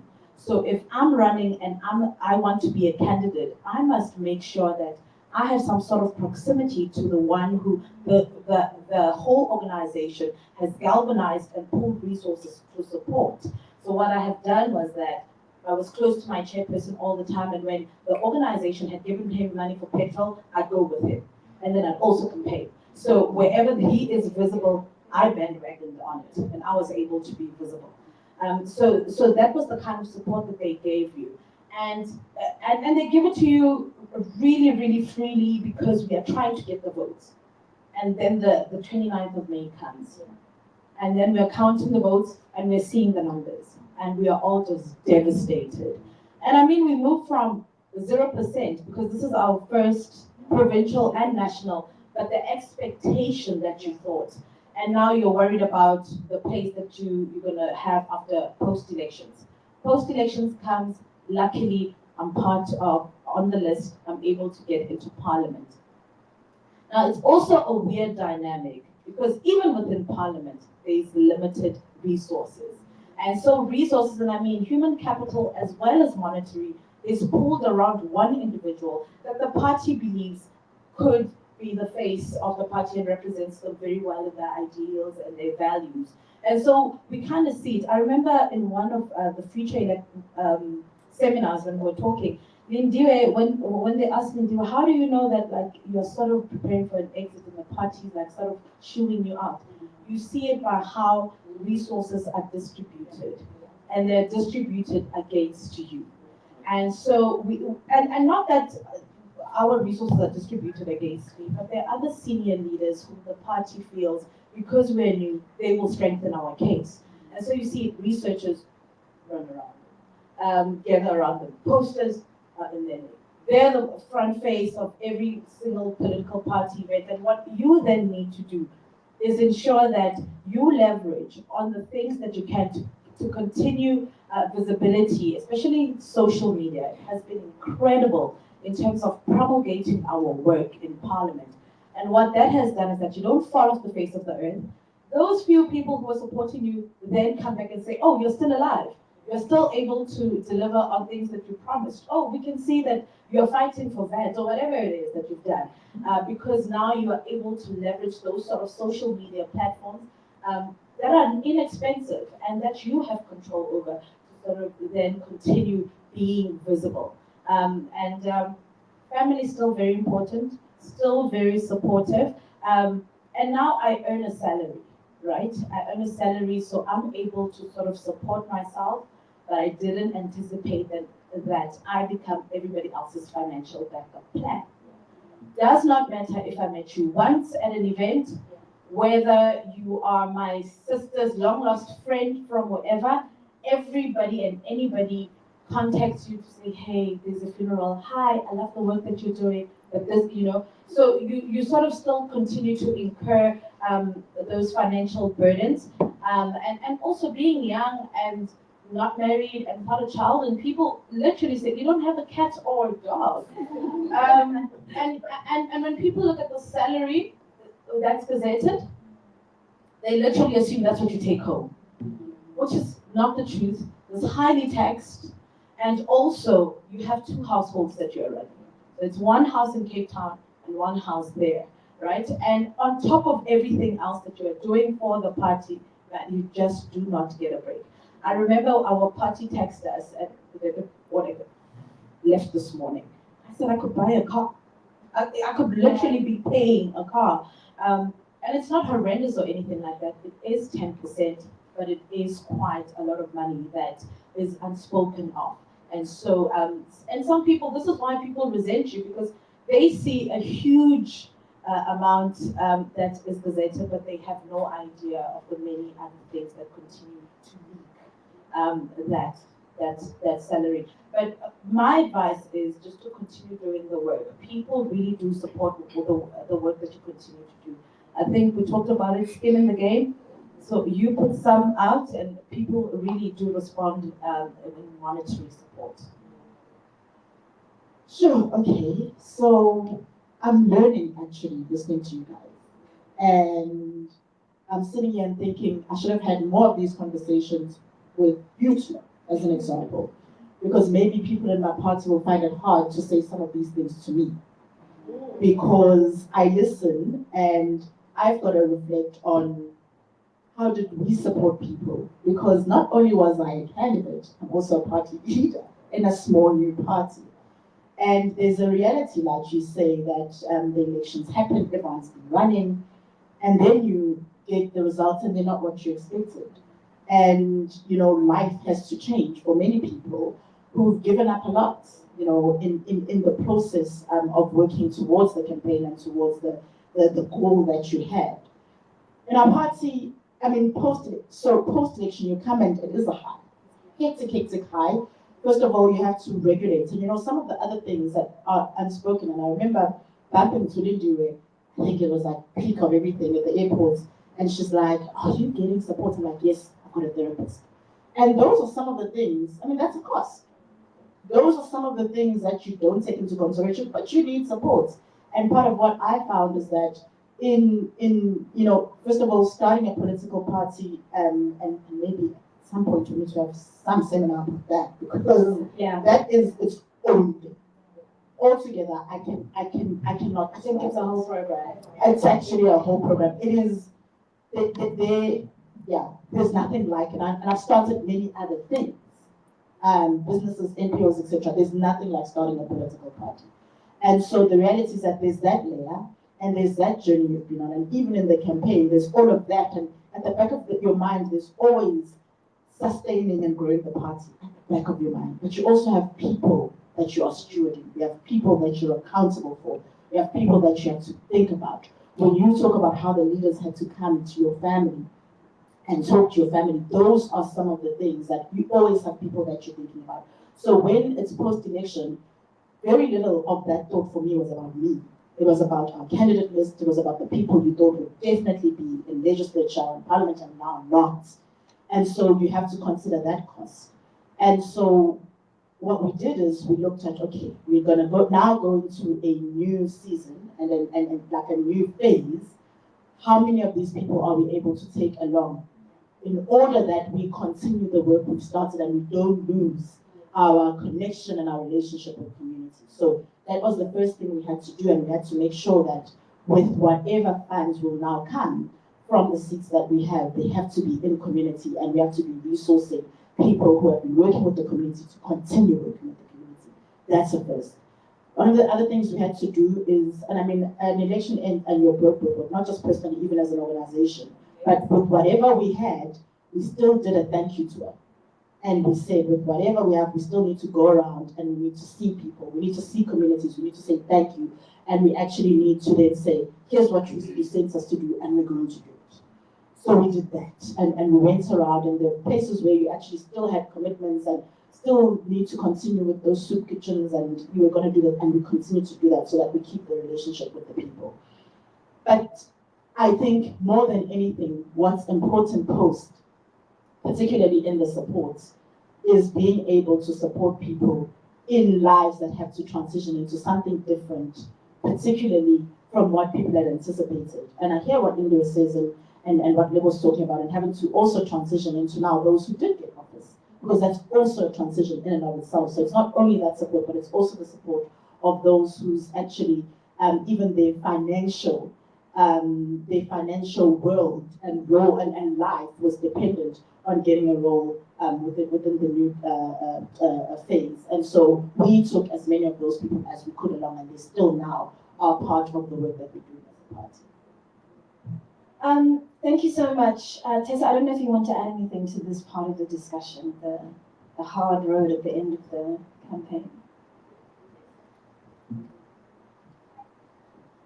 I think the only thing to add to that is that part of the politics that we're talking about here is what we're thinking about now more and more as patronage.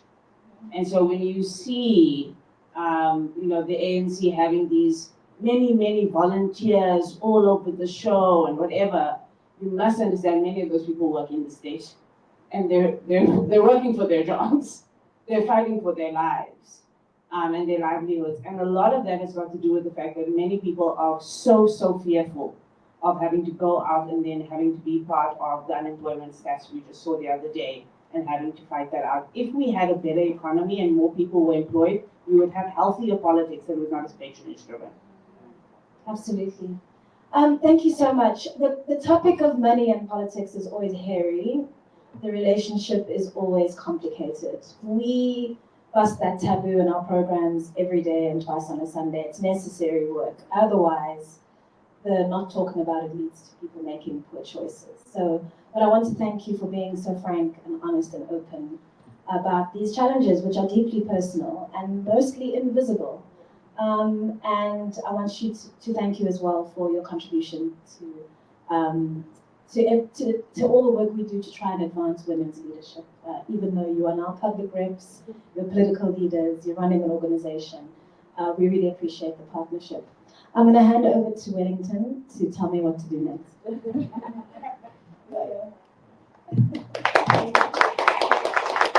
Thank you so much. If you don't mind, I might just request you guys to stay here because after our next conversation, we will open up for another round of questions as we promised.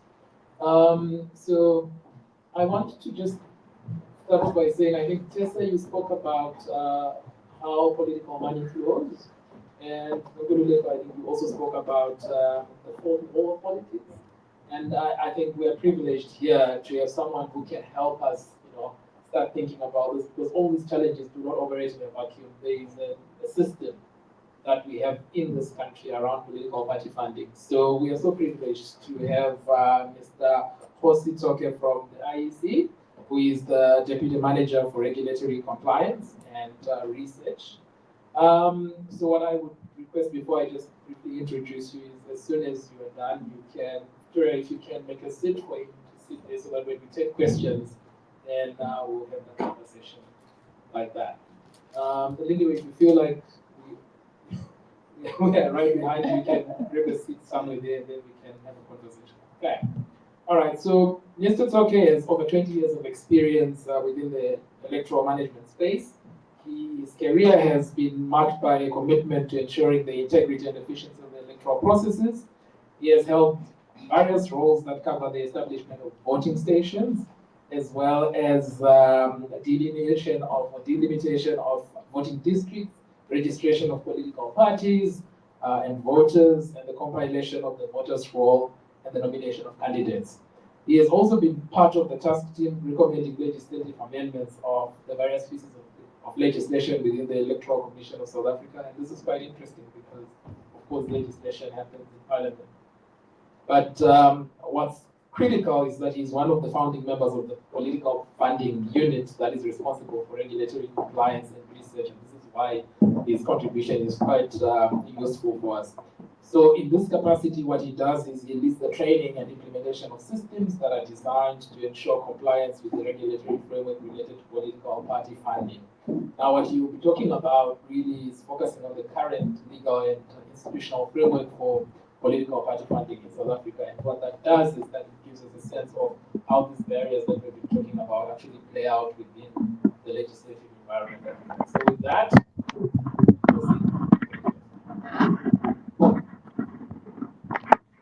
morning. My name is Kositi. And like you, man, I'm very particular about how it gets said. Yes, I've got experience in elections. I probably have seen most of you on a list somewhere, on a ballot paper somewhere, except you. Probably might meet you in Extension 4 in Eldos. But yeah, I've seen quite a number of elections myself before jumping over and having to deal with the money aspect of elections. To start off with, before I start with the presentation, just to throw around numbers. We currently sit with about 611 registered parties in South Africa. What? 611. I just asked colleagues, we have 22 applications pending. And why I bring the numbers in is to underscore the question that says, but why isn't everybody getting funded? Parties get funded from the public purse. Now, if 632 odd parties were to be funded from the public purse, how much would it cost? We are referees in this game. We don't know how to fund or how much it costs to run a party. That question we leave to the ladies here and everybody else in that space. We can't answer that question. We don't know what it looks like. We can only say to you, this is how much money we generally formally see running through parties. Right. Now we can start with the presentation. My presentation covers basically the background, how we got here, legislative framework, which is what I do, and I wear a hat. I'm not allowed to wear a hat in houses, but I literally wear a hat every time I'm inside. Areas of responsibility, funding, threshold and upper limits, and a comparison of public money and private money coming into elections. How we got here is that Parliament in 1997 enacted, starting in the Constitution. The Constitution says in Section 236, there must be funding for parties participating in national provincial legislatures. So everything in this country starts there. In 1997, an act gets enacted that says there will be funding for those parties. And that's all it did. It did not matter what other money got into those parties. We were just responsible for one fund. IDASA then goes to court and says, we want to know who else is putting money in. And that answers, or that would answer the question, what influence is being put? Letting voters have an informed choice around who is funding and what the mandates are. That case falls over, and then my vote counts takes up the baton in 2017 and challenges provisions of the PAIA Act, Public Access to Information Act, and it says it does not allow anybody to know who's funding parties. They prevail, and in 2018, the Constitutional Court orders Parliament to write what is now the Act we administer, which is the Party Funding. It used to be called the Party Funding Act. It is now the Political Funding Act. And that name changes because when my New Nation Movement case came about, New Nation Movement said, where you read the word party in the Constitution, you should also see the word independent candidates and representatives. So the Constitution hasn't really changed, but there is a reading in somewhere that says parties equals independence as well. I've already said everything starts at constitutional level. Section 236 says that. Electoral Commission Act basically just says we are empowered, we are responsible for administration, it's part of our duties in this space. The Electoral Act runs national provincial elections. The results out of that election says who then participates in national provincial elections, in national provincial legislatures, and who ultimately gets funding, the public funding. There are 20 parties across the 10 legislative bodies, 18 in Parliament, another one in KZN, and in the Free State. So there's 20 parties that get public funding. The Political Funding Act is the act that we are responsible for administering, and that falls within our areas of responsibility. I think what you would be most interested in is the allocation of funds, and I deal with it in another slide, the publication of disclosed donations. Now, disclosed donations are those donations that parties tell us about. They're required by law to tell us, and we tell everybody else. In about a week or two, quarter 4 report will be published, and that will say in quarter 4, this is how much parties have declared or disclosed to the Commission as evidence. That is what they disclose. That is not all the money that went into those parties. Investigations, proposal of legislative amendments. We have a legislative requirement to propose certain amendments. These are the ones that make our work a bit easier. There are policy considerations that politicians make, and those are left to Parliament. We will say, this is what we need to do, please help us get this through, and politicians will then decide on other things that they feel comfortable with. So if they decide the 611 parties should get funding, that becomes a choice of Parliament. Right. Reports and other sanctions we deal with. Now, thresholds. Anything above 100,000. In 2019, the Act gets amended.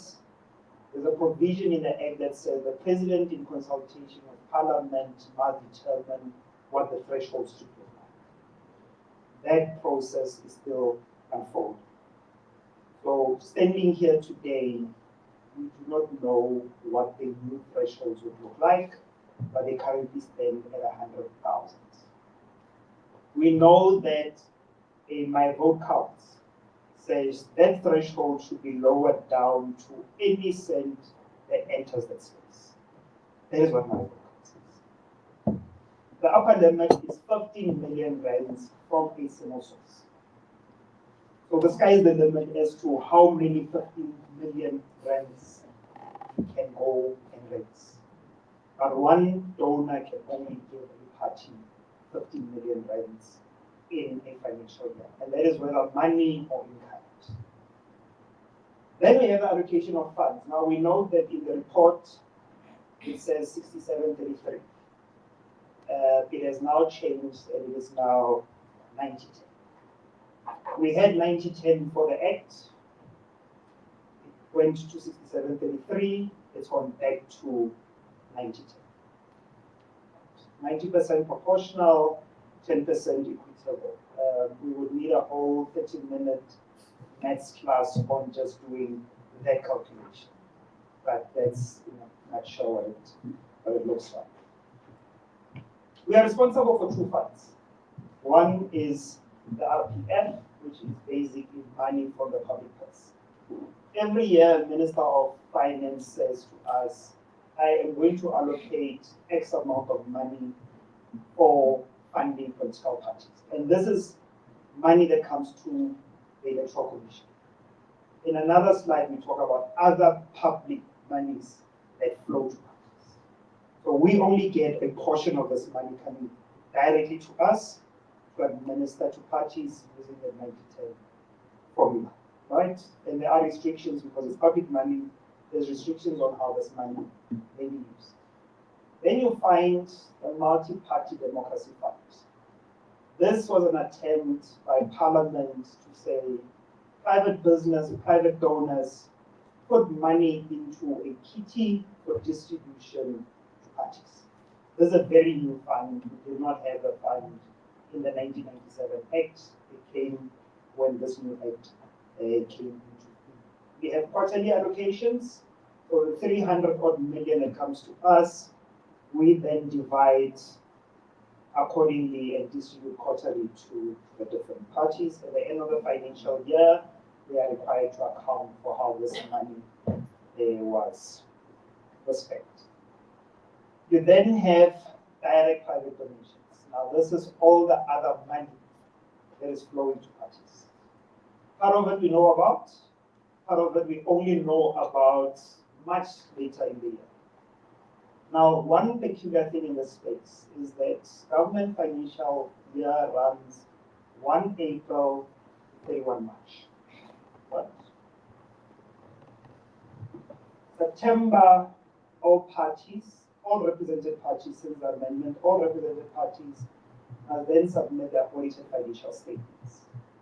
We then do the quality assurance, the Auditor General audits those books. We then prepare the annual report and then present it to Parliament. The 2023-24 annual report was only published, I think, a week or two ago. That's how long the cycle takes. So all the other monies that you want to know about that went into parties only appear in that report that just got published. So we will tell you in a nutshell, this is how much came through, but we still have to verify the other monies that and we show that in the next slide. Oh, sorry. Foreign donors. Foreign governments and foreign government agencies are not allowed to donate. Foreign persons and entities are allowed to do donations. That is limited to 5 million rands in a financial year, and it may only be used for training or policy development. So you can't use that money to go hold a rally, buy the t-shirts, food parcels, etc. You can't do that. Now that is money flowing through the space. In 2021-22, 166 million came through to the IEC. 166 million came through to the IEC, and that is what Treasury allocated. 5 million of that came through private donors that gave us the money to pass on to parties. The 10 legislatures, Parliament and the 9 provincial legislatures, then made money available directly. We then had 145 million disclosed to us as part of the quarterly reports that we speak about. So the 1.6 billion that was there in 2021 is not the full picture. It's only part of the picture of how much actually flows or money in the space. In 2023-24, there was an increase to 2.2 billion. Now, 23-24 was an election year. So Parliament allocated initial 300 million. No, 22-23 there was 342 million. Then later there was another 300 million. Same thing happened in 24-25. There was 300 million, and then there was a top. Because we were still busy with compiling the reports and getting all the other figures, we had not received the disclosures from legislatures on what came into the space through the legislatures. We have not finalized the Q4 report, and we can't give a figure of how much came to Q4. But already we are saying we had received 522 million and 25 million from contributors. By the time we finish this year, we could get another 2 billion. And this is just, like I said, only money in the 4 categories that's there. There are donations below the threshold. So the 10,000 rands that somebody gives to a party that they don't have to disclose, we only get to see much later when the final reports come through. So, and that is the money that we only all get to find out about once the financial year ends, and there are those audited financials. And that, ladies and gentlemen, concludes my presentation. Thank you.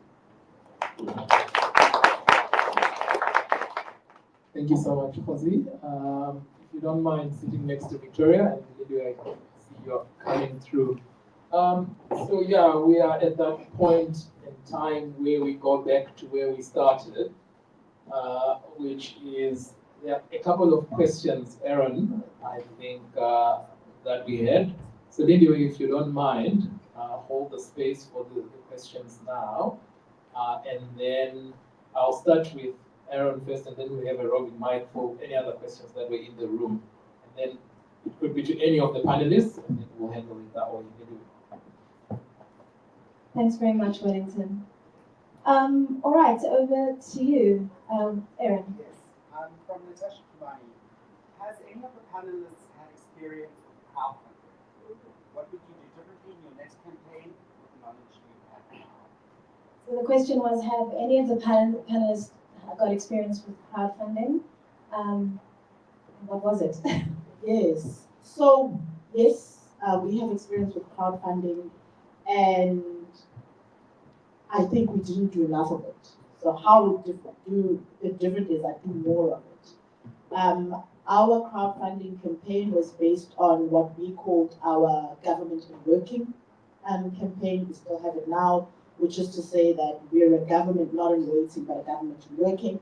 So we would do various projects in communities to respond to the challenges in communities. We would run a campaign where we let the public know, in this community, this is the challenge, there's no water, we want to put a borehole, we want to put whatever. And it was various issues that sat in communities. So it was around water, some of the issues were around ECD centers that weren't functioning, schools that didn't have electricity, etc., putting solar into schools, etc. Another one was litigation. We litigated against the state and ESCOM so that load shedding public institutions like clinics and schools, etc., would be protected from load shedding or exempt from load shedding. And that's where we saw crowdfunding, a response to our crowdfunding campaign. It was really quite significant, actually. And so to me, it showed that the way to crowdfund is not necessarily to say, oh, we're running, fund us, but it's to say, fund what we're doing. And the work that we were doing did aid our campaign. I really do believe it did. And even in some of the research and polls that we saw, some of the work that we did in communities contributed a lot to a lot of people seeing us as a viable party to vote for. So crowdfunding works, but not necessarily to go, hey, I'm going to fund my campaign and vote for me as a candidate. Not necessarily that, but in our case, it was because of the work that we were doing in the community. Yeah, I think this is how generally crowdfunding works, is that it's got a 3-tier success to it, is that you have a goal that you want to achieve and you tell the community that this is your goal. But over and above that, then people get to start to recognize you.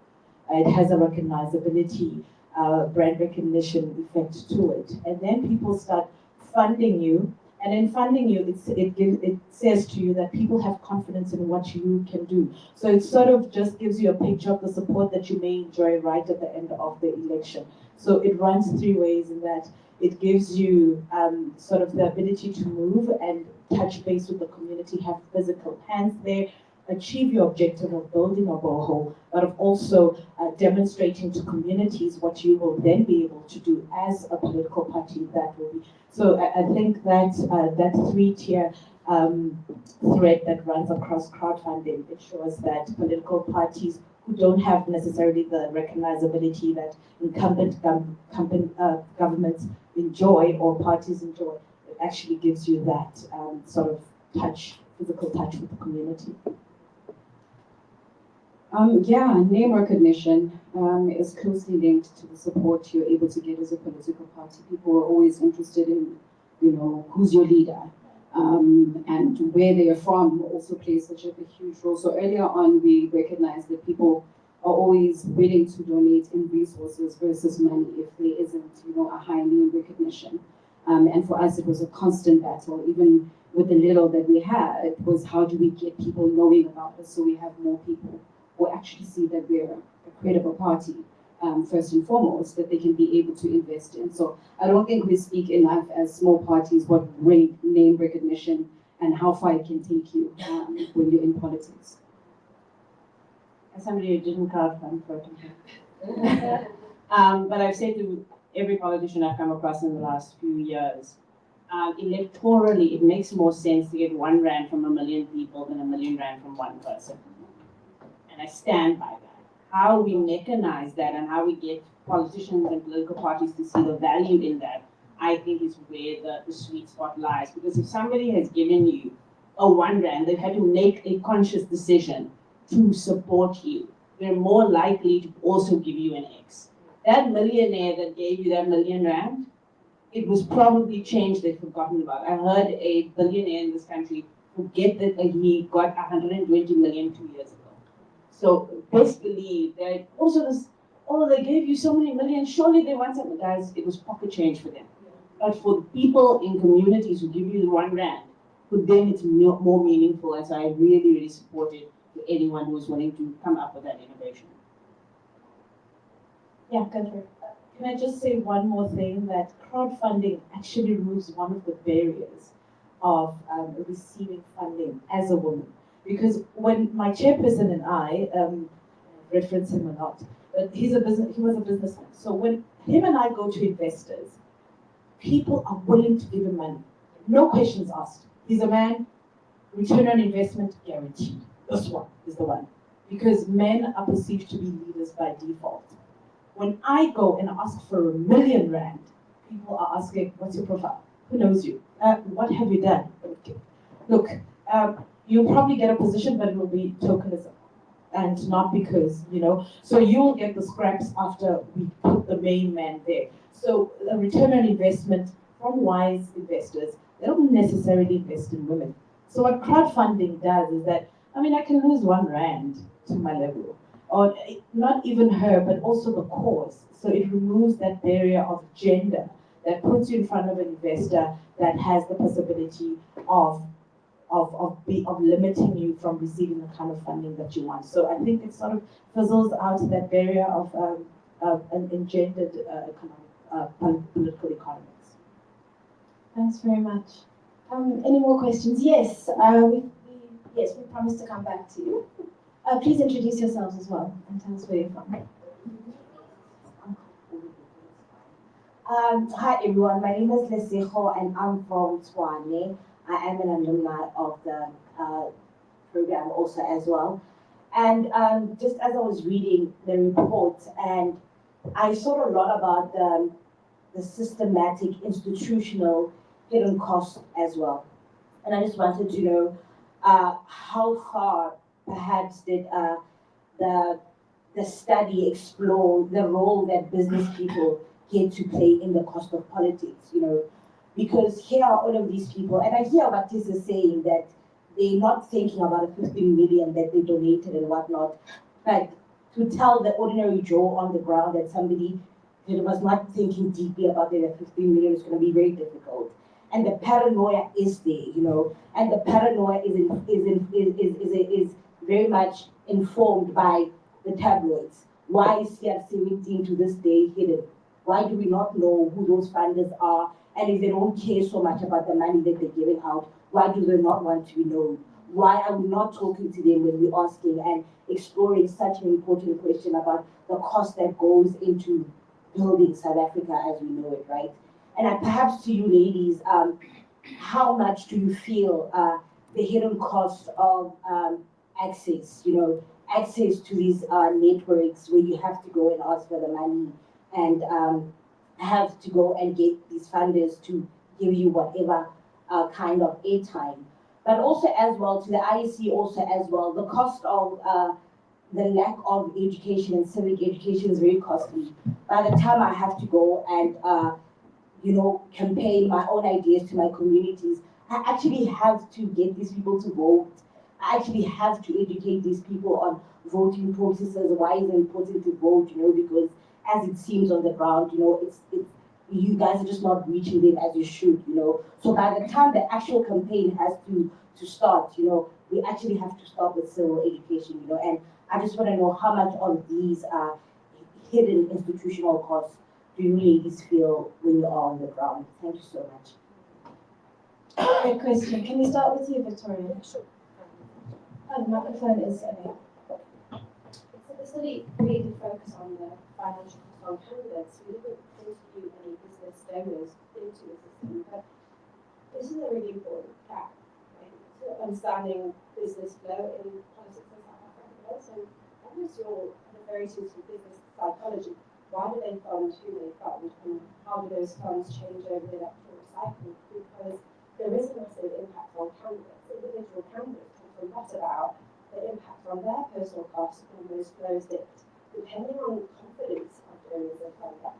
And this is all business community, right? So understanding business psychology of funding parties, which you alluded to, would be massively insightful in terms of cost, because it seems that there's quite a lot going on, and obviously that link is intrinsic. We know it has an impact. We need to understand the psychology of business funding, politics, and the ebbs and flows, because it's really keeping that sort of almost 3-4 party system going alive. So we need to crack that open, the black box of business donations and politics. Yeah, great question. I think we accept as a commission that there's a lot that needs to be done in this space. And over the years, we've expanded the networks and the platforms that we use to try and reach voters in civic education and knowledge education. But unfortunately, what happens is a lot of politicians will go out and create an impression that everything that government is supposed to do is only done by the party. So by the time you reach that stage, you are mangled up in other things that have nothing to do with our mandate, which is civic education and knowledge education. So you get into a space and you're told, you only see you 5 years, every 5 years. We are there every day. That's how I will tell you. There's probably an election happening in this country every week. Right. But because we have these national events that happen, everybody gets attuned into, oh, there's an election happening next year. But the small by-election that happened, people miss. And somewhere in there, you find other stories around, yeah, but your government should do this. And we actually have to start at, we are not government. We don't deliver those things. We are only responsible for this half. But we also, I think, as individuals in our communities, as parents, we need to start taking our kids to these places. It starts in the house. I can't be going out and telling my neighbors to vote. Yet I have a teenager in the house that I leave watching TV, and I expect to convince the next person that they must go and vote and why they must go and vote. So let me first maybe start with the question about the hidden cost of having to educate those. We spend a lot of time educating, particularly in this election, this past election, because we had had a change in the electoral system. And we found every time that we were on the ground that communities actually didn't know about that. Particularly as new parties, we had to actually first get a certain amount or number of signatures to actually even be able to contest. And people didn't know about that. They had no clue. And so, you know, they were fearful of even engaging in that, because this is a real thing, what are you going to do with my data, etc. So there is a hidden cost. We had to, and I can tell you, we had to fund that. We had to fund that education on the ground, and we actually had to fund not only town halls that were just basically saying, this is what's going to happen, this is what your ballot paper is going to look like. So we had to do a lot of that. So that really is a very real hidden cost. And then to your issue in terms of donors, particularly business donors, that community is largely male, and I think Malebo alluded to that. It's a largely male community, and so it's difficult that a lot of the time, even when it is females, because there are some females who are actually prominent funders in this country, there is still that messiah, big man type of perception about who should lead in politics. And so you see that, and that is something that you actually have to work really, really hard to get into the room, work really, really hard to convince business donors of yourself, just as a candidate. It helps having a male by your side. That's just the reality. It helps having a known prominent male by your side. That is just a reality that we just have to be honest about. I don't want to sit here and lie. It helps. And so perhaps we have to say that when we speak about how we engage such things, even just broadly, when it comes to women leadership, we talk about how do you get men to not just be allies, but to be sponsors. And that's one of the ways to be opening those kinds of spaces, because economically, the economic reality in this country is that currently it is men who hold the purse strings. Now, having said all that, women do have economic power, particularly collectively. And until we as women, until we as young people, I'll say we, look, I get called a young leader every day, and that's because of how old the people in politics are. So I've owned it, and I take it, and I'm a young leader. But until we, particularly as women, use the collective power and leverage on the collective power that we have to be able to back women leaders, we won't be able to see women leaders in power. We have to use the collective power. When you look at Stokvels, and when you look at other ways that women aggregate their economic access, you know that we can do it. We just first have to ourselves believe that we want a woman leader. We have to believe that we can back a woman leader first. I think that's excellent, by the way.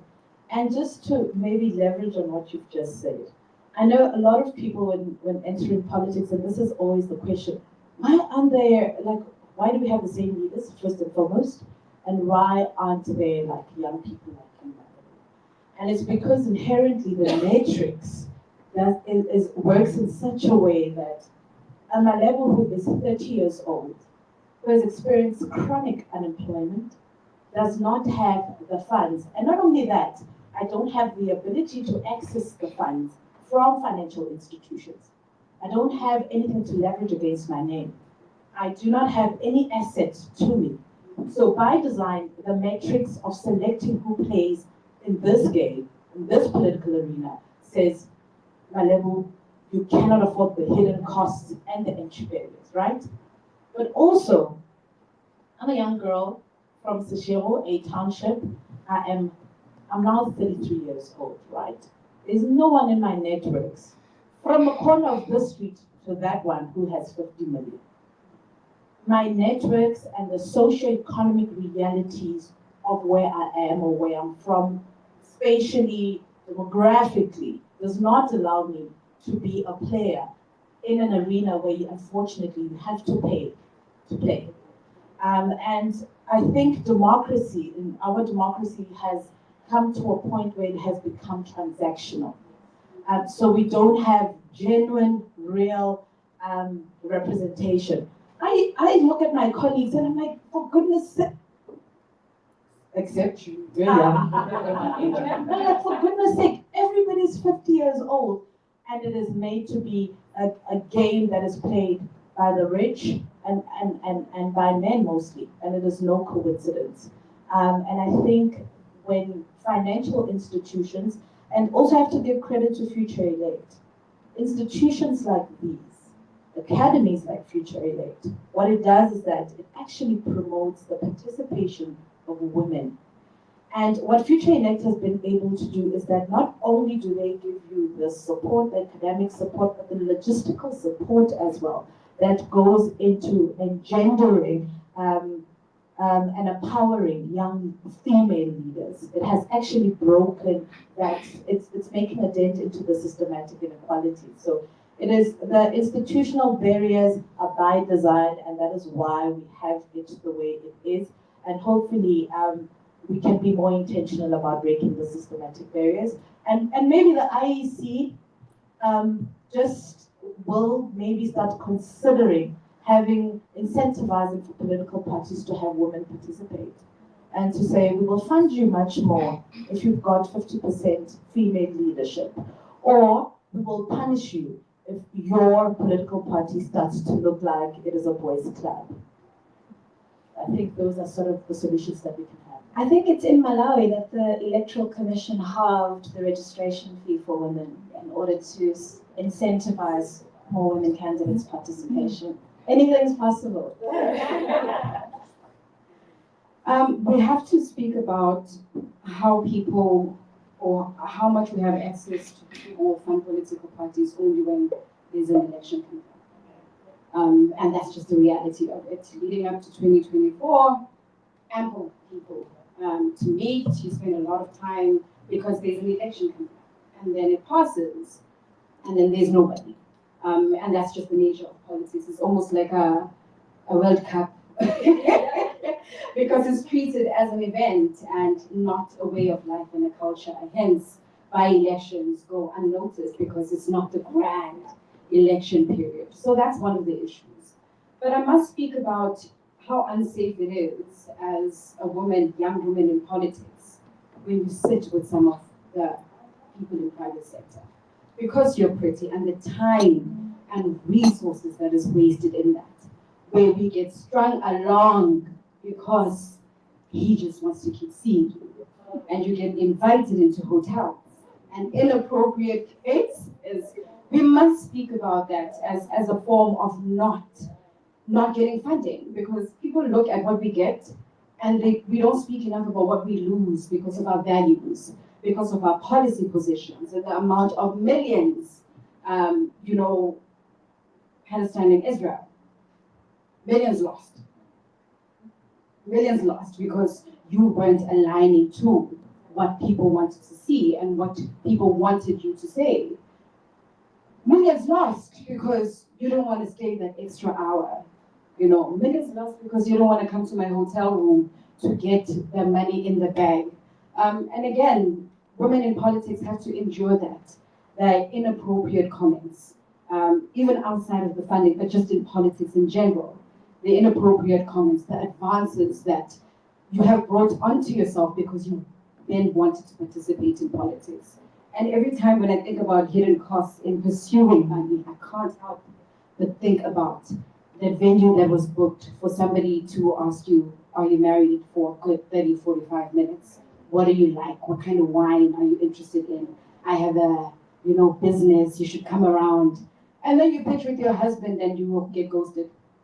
Because, baby, why did you want me to be here? So I know, again, people go, this is what you received. These are the people that funded you. But there is a lot we lose as women, just simply because we're women in politics. I want to add to that just one more point as well about, and that's what I said, they have to find out from funders what it is that they want, right? And part of the conversation with society is that the funding is not always for some big policy thing, or because there's some sort of object. Sometimes it's superfluous, sometimes it's relational, sometimes it's all sorts of different things that brings the funder to the table and gets them over the line. That I've learned a lot just speaking to my poor friends that went into politics, and I'm like, what? They said, what? And so I think that that's the conversation to remember, because in the community, trust me, everybody has that same experience. They just don't think it's happening at the Hilton Hotel as well. Yeah. There was another question here. Thank you so much. This is very insightful. My name is Paul. I'm from Democracy Development Program, an organization based in Durban. I had a question for Jose, and this is about the threshold for private donors individuals. Since the legislation does not speak about that, is there conversation within the commission to force those who come to see any of these politicians privately to disclose and is their threshold?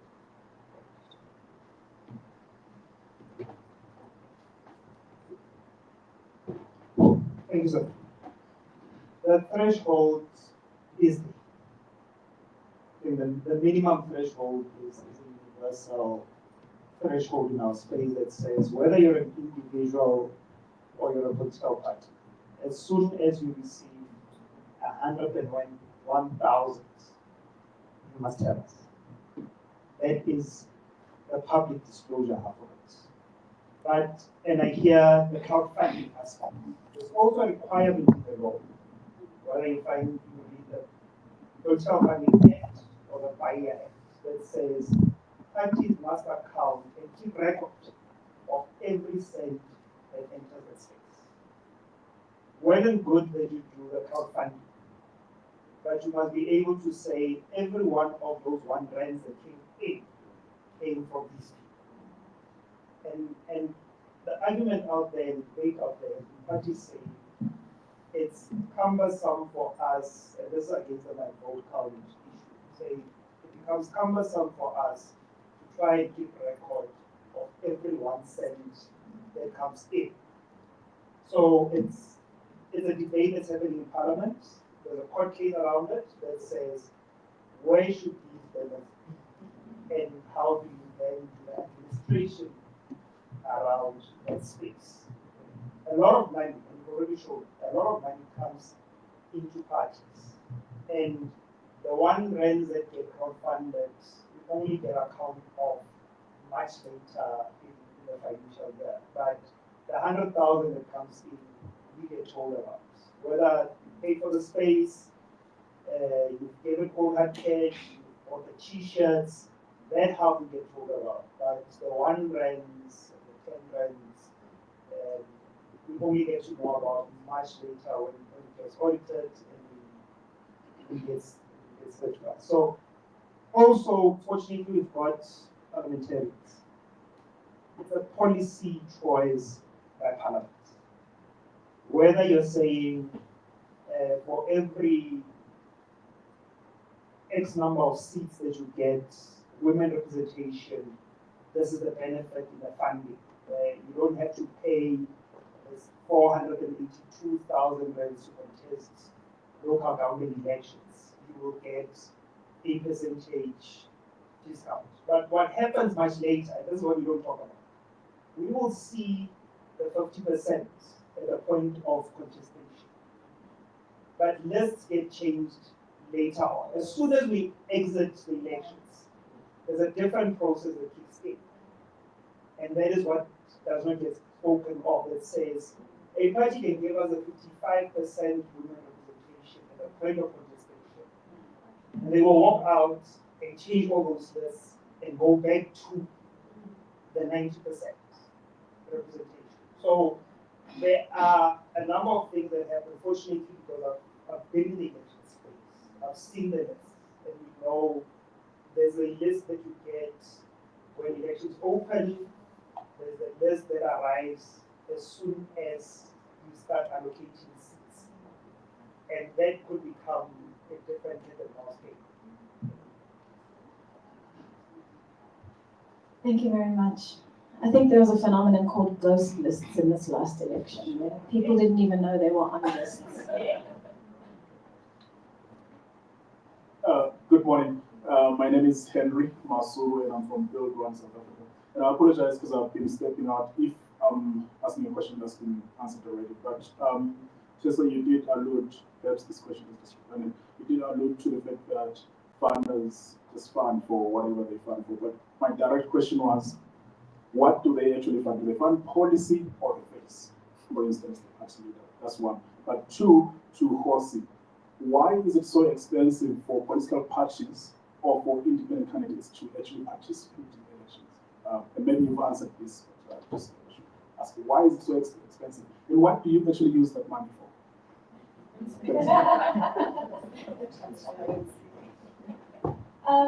Jose, do you want to go first?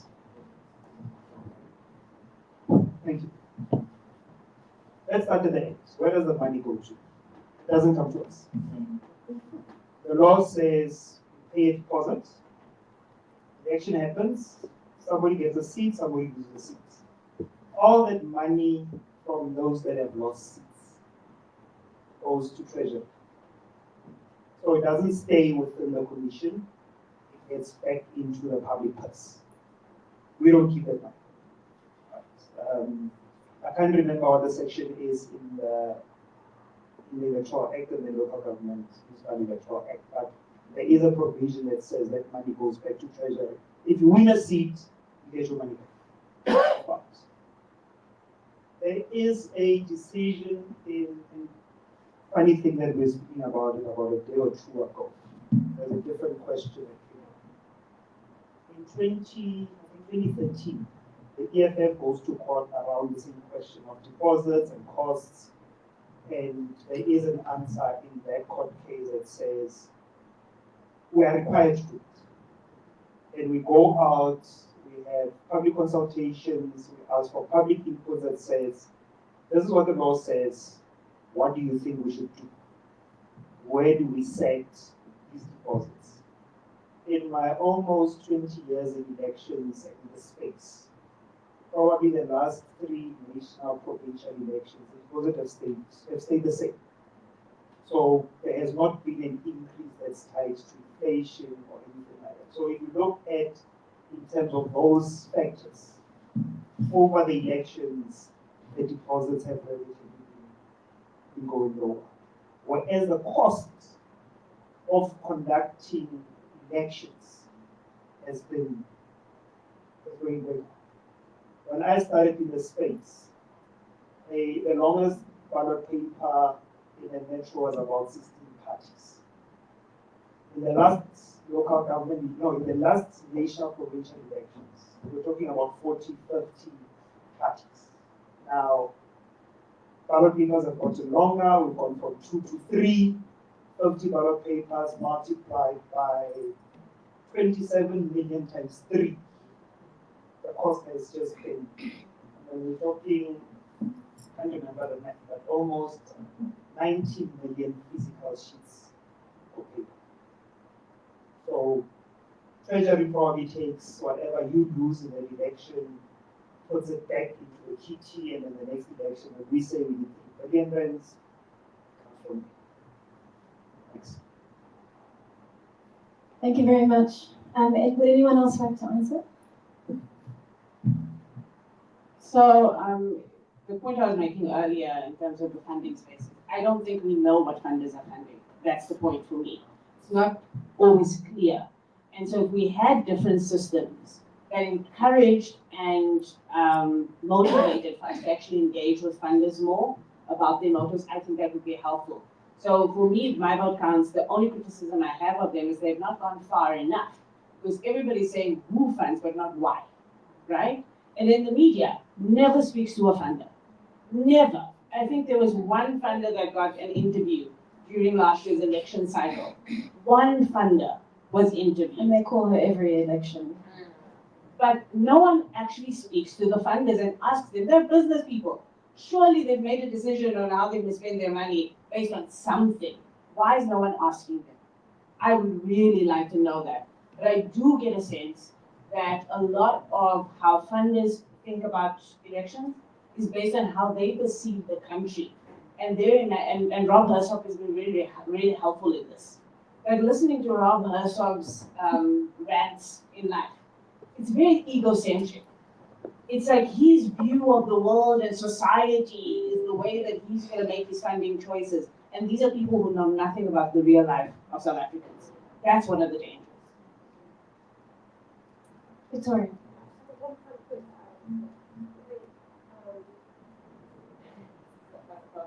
There's a reflection that I wish I had months ago, but it was quite strange seeing the shock reaction on candidates into these spaces when you ask them to account all of their expenses.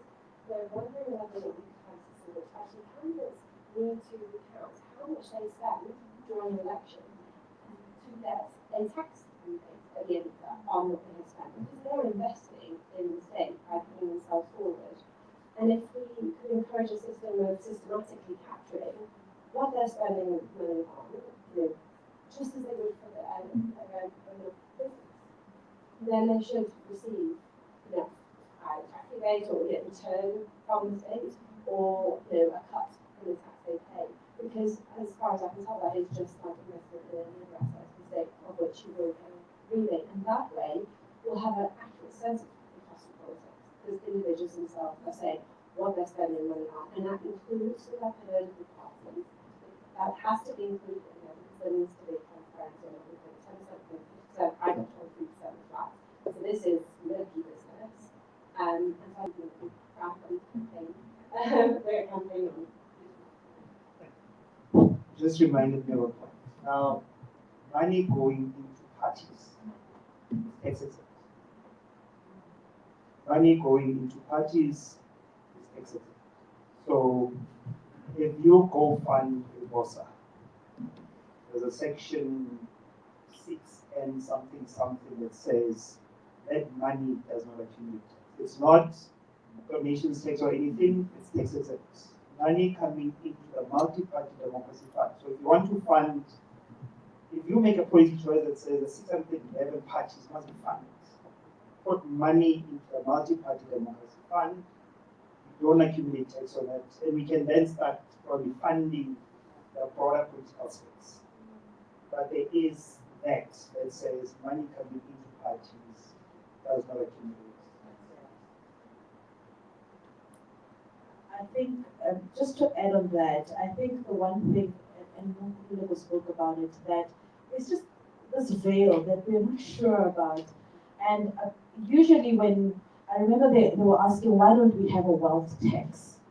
And so one of the arguments is that if we are to implement the system as a government, so the funding, and it comes to a point, Victoria, to say that when I as an individual make a disclaimer and disclose on my expenses vis-a-vis the money that I get from the state, it creates a double mechanism, double transparency mechanism that says that when, so what I'm trying to say is that when the wealth tax, the issue of the wealth tax comes on, the issue is SARS says we cannot collect what we don't know of, right? So they don't have a mechanism to say, even if you don't disclose, we will fund it. That puts some sort of credibility to the system. So if they're unable to find the hidden money somewhere, then that's where the corruption continues and how we are not transparent in our finances. But as Victoria has said, if I have to come, I'm incentivized to actually disclose of my spending because I know I'll get rebates on it. You also get the transparency and the ability to see how much people are actually really spending. And then you can match that with the money that you disperse as the IEC, because you have a double system where I'm actually letting you know openly because it is to my benefit to let you know. And you are also giving me according to what I have. Yeah, so I think it gives it absolutely. Yeah. And paradoxically, SARS taxes MPs as business owners. They have certain allowances, but that only kicks in once you're in office, not when you're a candidate. Okay, we have a question here, and then another one here. Oh, thank you. Good morning, everyone.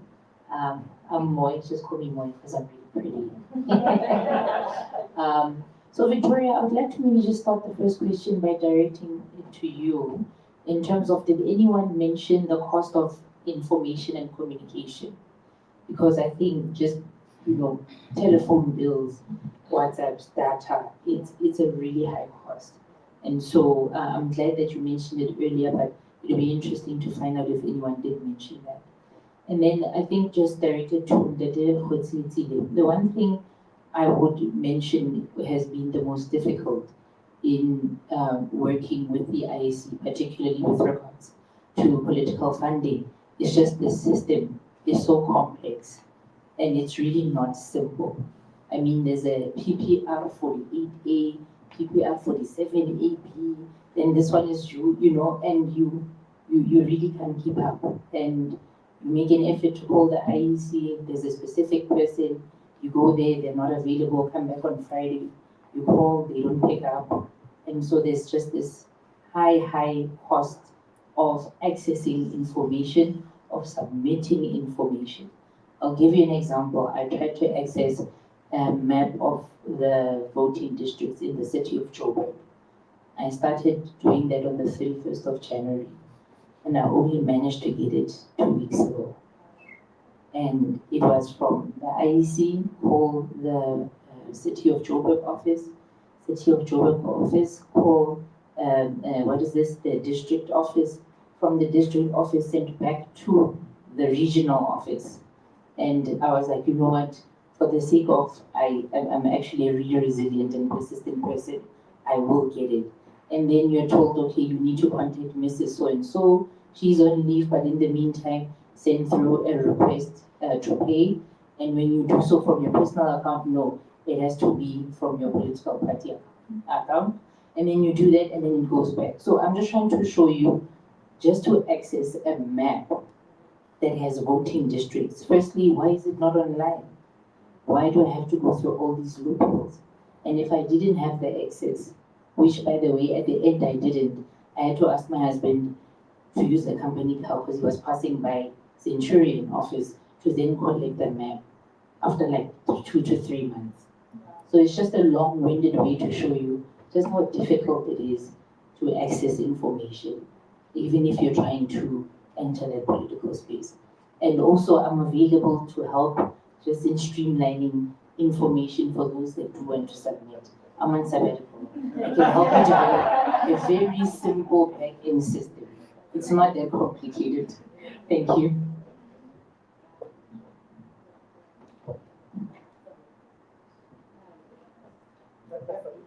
Yeah, so a great question. It was the principal expenditure alongside petrol and food. So Vodacom, etc., are making a lot of money during election period because the phone bills, data charges are extremely high. This is where the young candidates especially get the disadvantage over city MPs who get their phone bill covered, or first-time candidates who are not yet in Parliament. They are changing their plans. They're like, okay, astute enough to know that I can't stay on the plan I'm on because I'm going to be, out of pocket. Or so they literally change plans to cover the data, and even still, that's a very high expense. That's a huge cost of actually one if that these organisations, telecommunication organisations, can get to the bureaucracies waiving those for the city candidate. These are other ways to sort of help, because it's a huge cost that came up. Can I say good?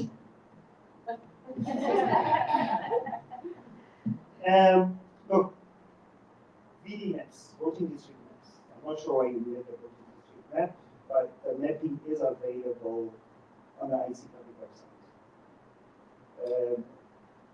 What's my vote? I can't remember what the actual link says, but you enter an address, it tells you this is the voting district for this area. Unless, look, there's voting district which is tied to a voting station, and then there's the ward. And I probably assume because the NDP is currently dealing with wards, we have been looking for maps in that regard to understand what a ward looks like vis-a-vis the bill itself. But in the 270 offices we run throughout the country, the map printing facility sits in Victoria. So we can have a discussion outside the space, and then I can help you get through much quicker than speaking to 15 people before you get there. That's because we know you. Thank yeah, no, you're lucky. But the map printing function sits in Victoria, but those maps are available in the local office. When we print for elections, we actually make two sets available. One that goes physically to the station and a copy that stays in the office for public access. If you wanted to see it, look at it, you could find it there. But if you need a copy, needed a copy printed, it ultimately has to come from Victoria. That's where the facility is. But let's have a discussion. The PPR issues, we are a 7-man department. Literally 7 people that's responsible for party funding, or hotel funding in the country. So between what we do and the two of us are already sitting in this meeting.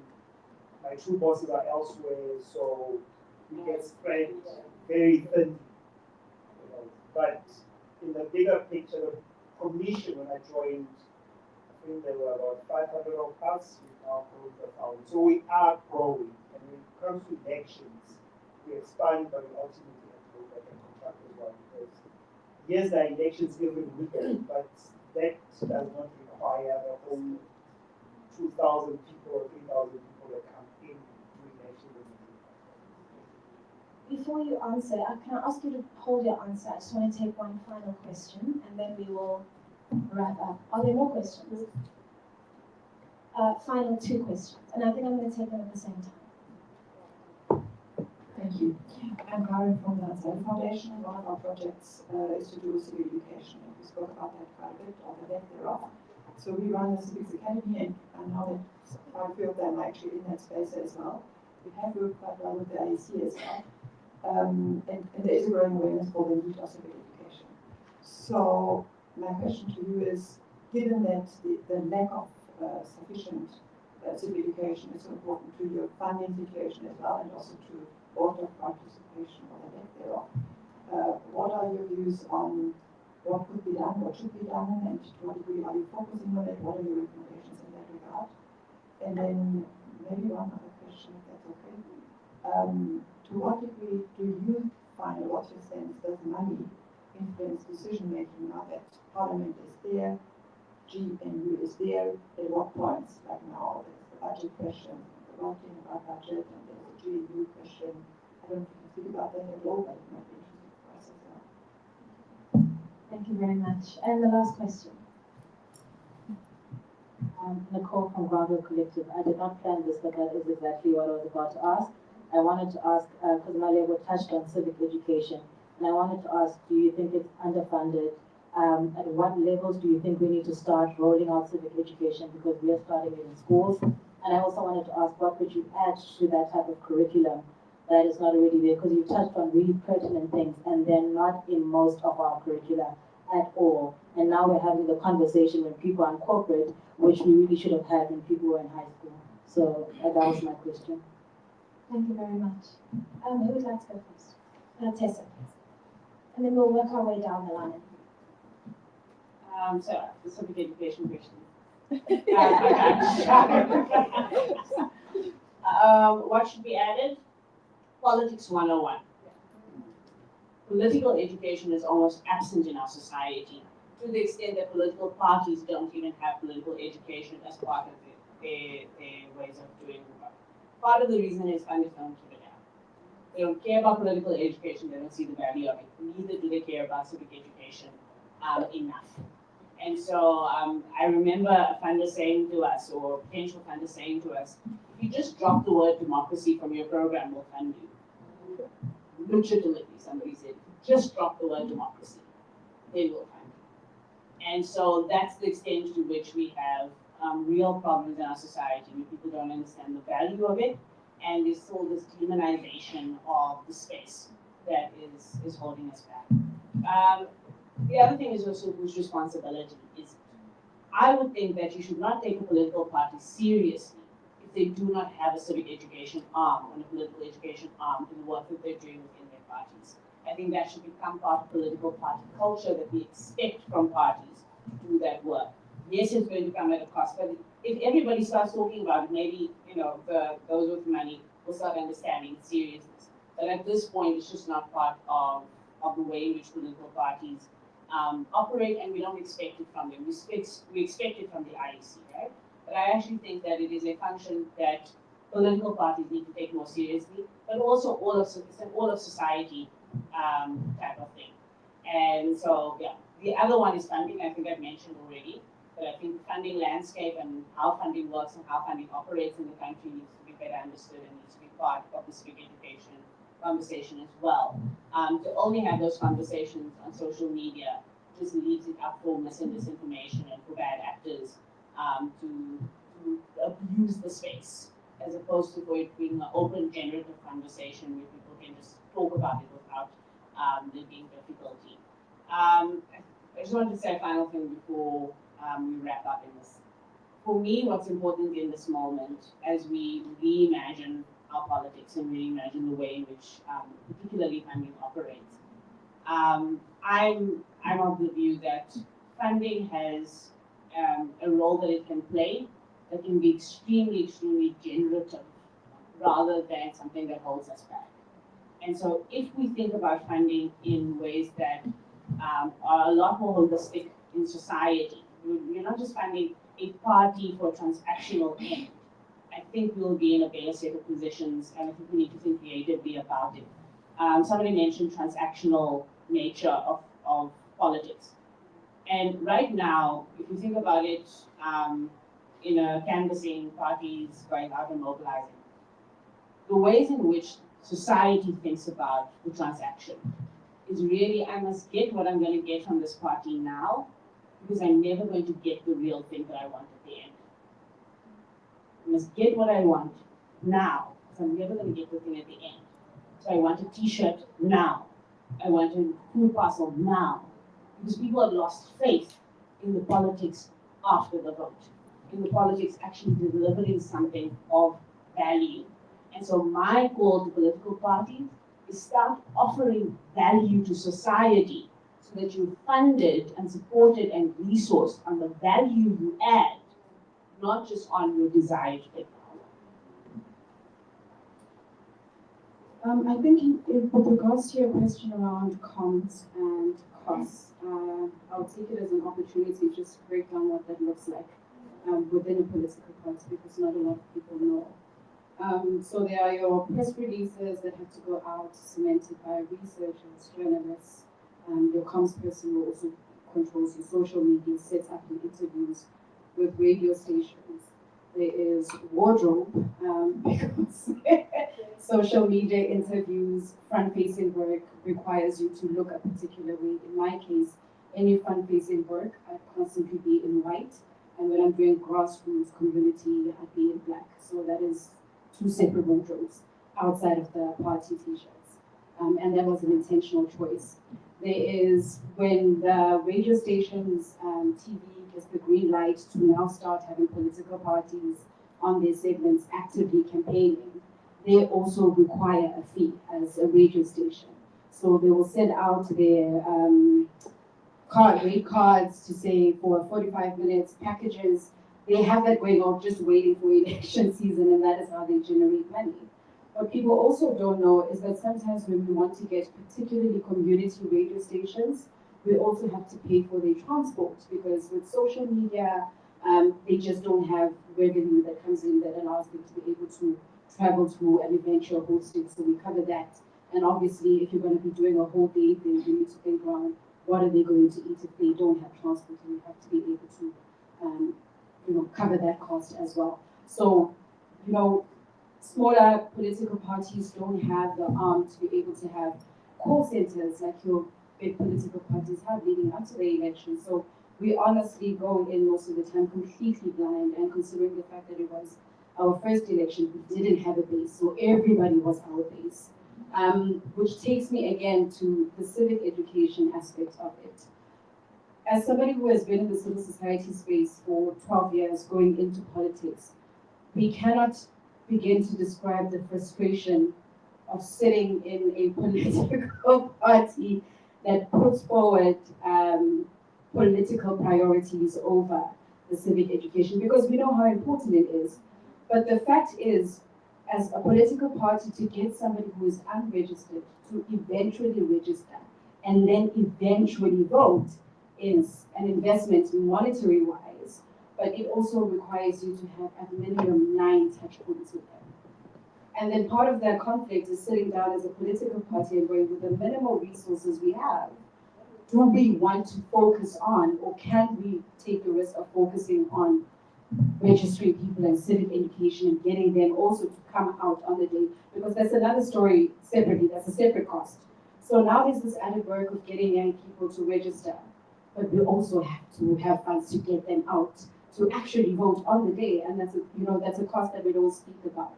So I think there are a lot of, again, which is why it's important to peel away the fourth wall where people go, but political parties aren't invested in civic education. But there's also that tense relationship that we have with organizations, civil society organizations. When I came out in politics, organizations and people I knew for the longest of time entering communities and working with them were like, all right, now you are other than we've constantly been complaining about. So trying to say we don't have the funds to be able to do this work, can we partner? Then has them going, but we are apolitical. But the question I always pose is, we speak about civic education as running this pretty training in a hall where you have food. But a lot of people who lead, whether it's youth-led, women-led, a lot of people who lead organizations, civil society, don't know within their constituency how many of them are registered to vote. At the very least, I'm not saying convince them to vote for a particular party, but at the very least, you should be focused on the fact that everybody that you come into touch with is registered to vote as country duty, as a civil society organization. And I think that those are some of the things that we have to speak about. That what is then your duty? Because a lot of the things, and as much as you can say you're apolitical, but your work is political. Like you can't check out when it suits you and then go, politicians are not fighting for this community without water. So it's a constant dynamic, and I think the more we open up these spaces where political leaders are able to sit down and be vulnerable, because that's important. We don't get the space to say, this is hard. People are constantly waiting for us to fail. More so when we're young and when we're women. And people expect that we don't care, but we do. But we also don't operate in a vacuum. We've introduced ourselves in a toxic political culture that we can't change overnight. We introduced new politics that people rejected these past elections because they're not accustomed to it. And we have to sit with that feeling, and we have to sit, pick up democracy from the floor because of how sometimes we vote as a population who doesn't want to invest or can't invest that time in civic education. So the cost is high, but the time and the resources is not there sometimes. Excellent. I like all of that. So firstly, I think we've lost the objective of civic education. Collectively, I think as a democracy, we have just lost that collective agenda of saying, this is why we must teach our people what we must teach them about democracy, or the kind of system that we are trying to operate in. When Tessa spoke about politics 101, reminded me of actually when I was doing my master's. So I went to China, and when you get there, the prerequisite of everyone, it doesn't matter whether you're doing engineering, biotech, maths, actuaries, but the basic module that you must take is basic Mandarin that gets you around, and politics 101. And that actually sensitizes you to what this government is trying to achieve. So that collective civic education needs to start as a national agenda. And I think we have lost it. I think we have lost it because we have even the quality of democracy in the country has deteriorated to such a rate because now we just have transactional politics. A political party is literally started 4 months before the election. And you don't even know what their agenda is. Their agenda is we just want to get elected. And once that doesn't happen, then they fizzle away. But they don't continue the work of trying to build a democratic society. So I think civic education needs to be ongoing, and I think political parties at the heart of them need to prioritize that. The second point comes with the ways in which we will then, execute this or administer this in society. The cost of politics, as we've said, we cannot belabor the point enough, is that it is expensive. And I was having an argument with my brother-in-law last night. And because he's from like a deeply political family.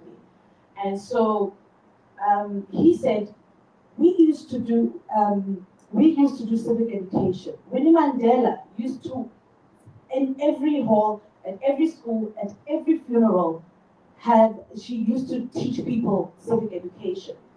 And so we kind of don't have those kind of assemblies anymore, but what we do have is digital communities and assemblies that we can leverage on. So we can continue the work because we have evolved in terms of how we congregate, how we assemble, and how we can teach people. So over and above the classrooms, we can do it in the comfort of our homes through social media that has ample and massive reach within our communities. The funding thereof also creates sort of a double-edged sword, in that you can use it for good, but what we have seen, especially by current political parties, is that they have used digital digital networks and platforms in such a toxic way that we start then, and this is just to secure their standing or just campaign. We are seeing that political discourse, because we are not intentional about it as a state, is now being bought. We've got sponsored views on social media having to lead the conversation on civic education. And what that does, it sort of just erodes the quality of political discourse and civic education in our society. Every week, I am fighting off bots on Twitter, and they're spreading misinformation.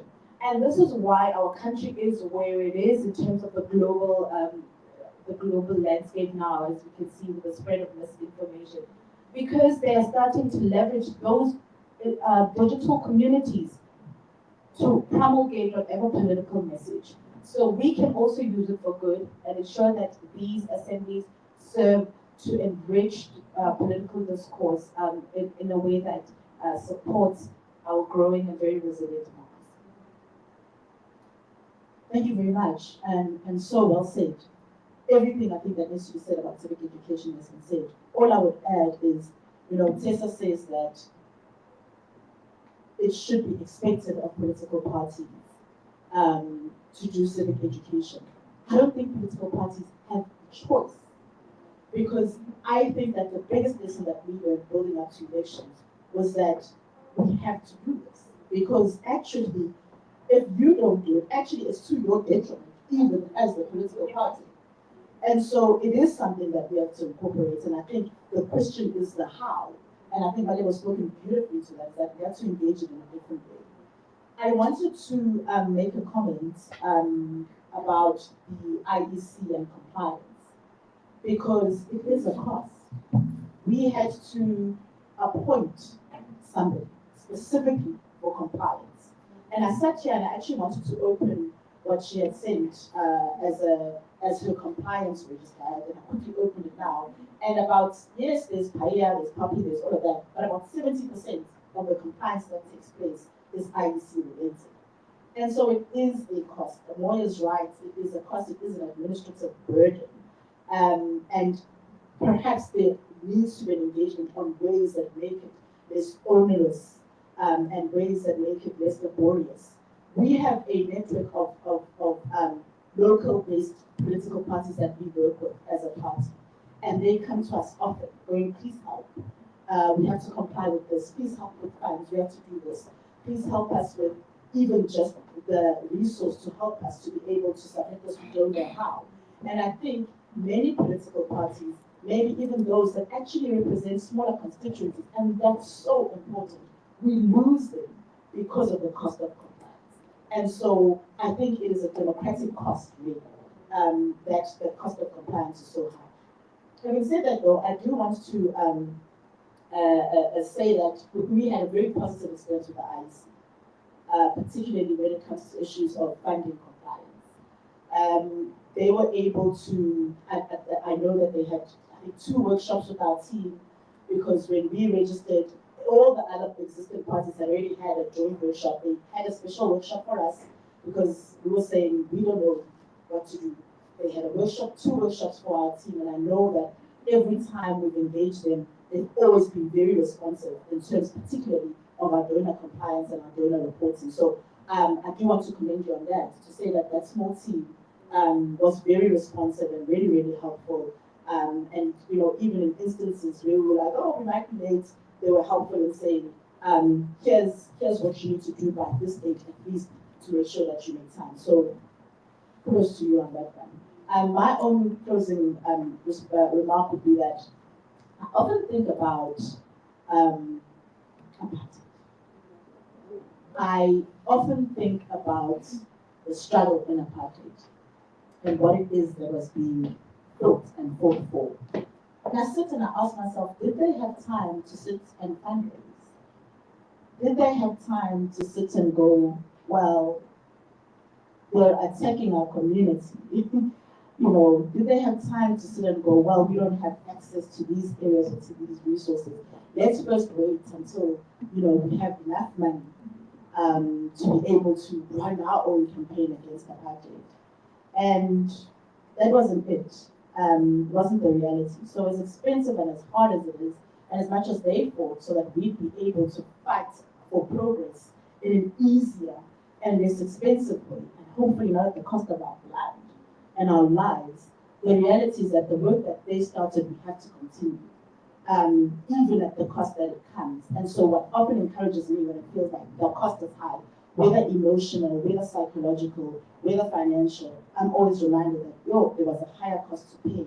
And if we truly, truly believe in what we're fighting for, if we truly are willing to give up our lives, in essence, for it, then yes, we must count the cost, but the cost doesn't go to terms. Victoria, any last words to add? I think we take a lot of inputs that we're given in this forum. I'm trying to scribble notes. Hopefully I can read them again. But having been in this space, I think the one request, and it's a personal request, is like it or not, in soccer terms, trust the referee.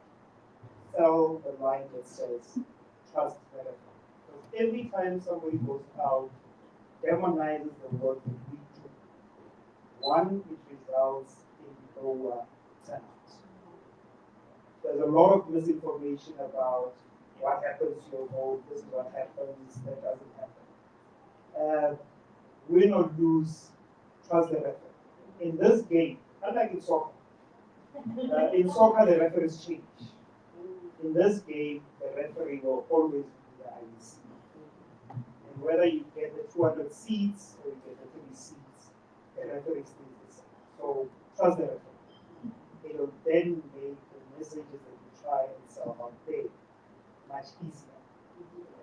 You don't go into a community and start having to, we have to defend ourselves first and try and separate us from the government and public service mechanisms, machinery, and say we're not responsible for 1, 2, 3, 4, 5.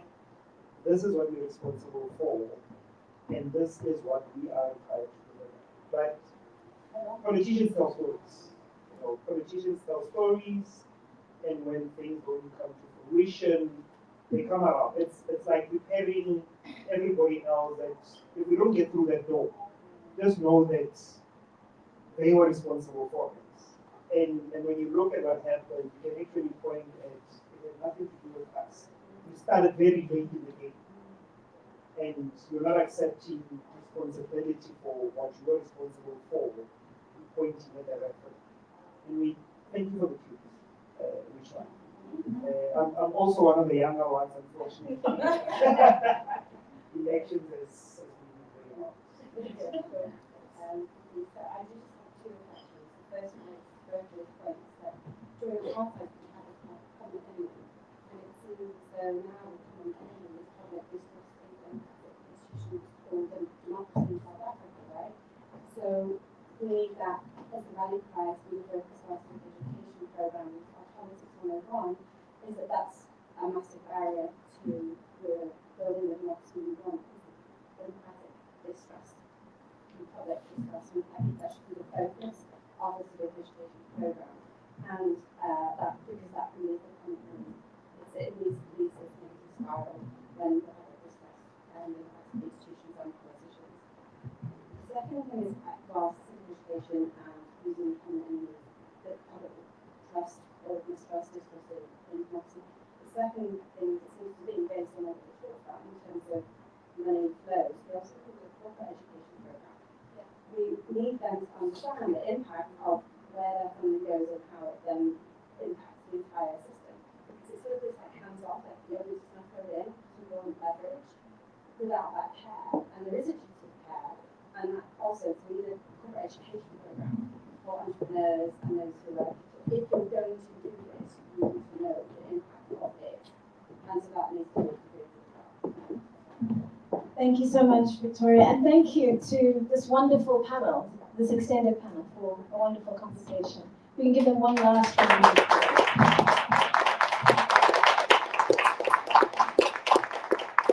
And thank you so much for joining us for a really great discussion. You've all got a copy of the report in front of you. It's available online. There's a QR code as well if you want to save paper. And yeah, we look forward to carrying the conversation forward, especially around the solutions and the recommendations. Thanks very much. All right.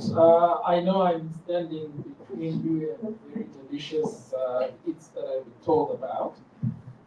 But I really want to thank Victoria for leading this research and speaking to it.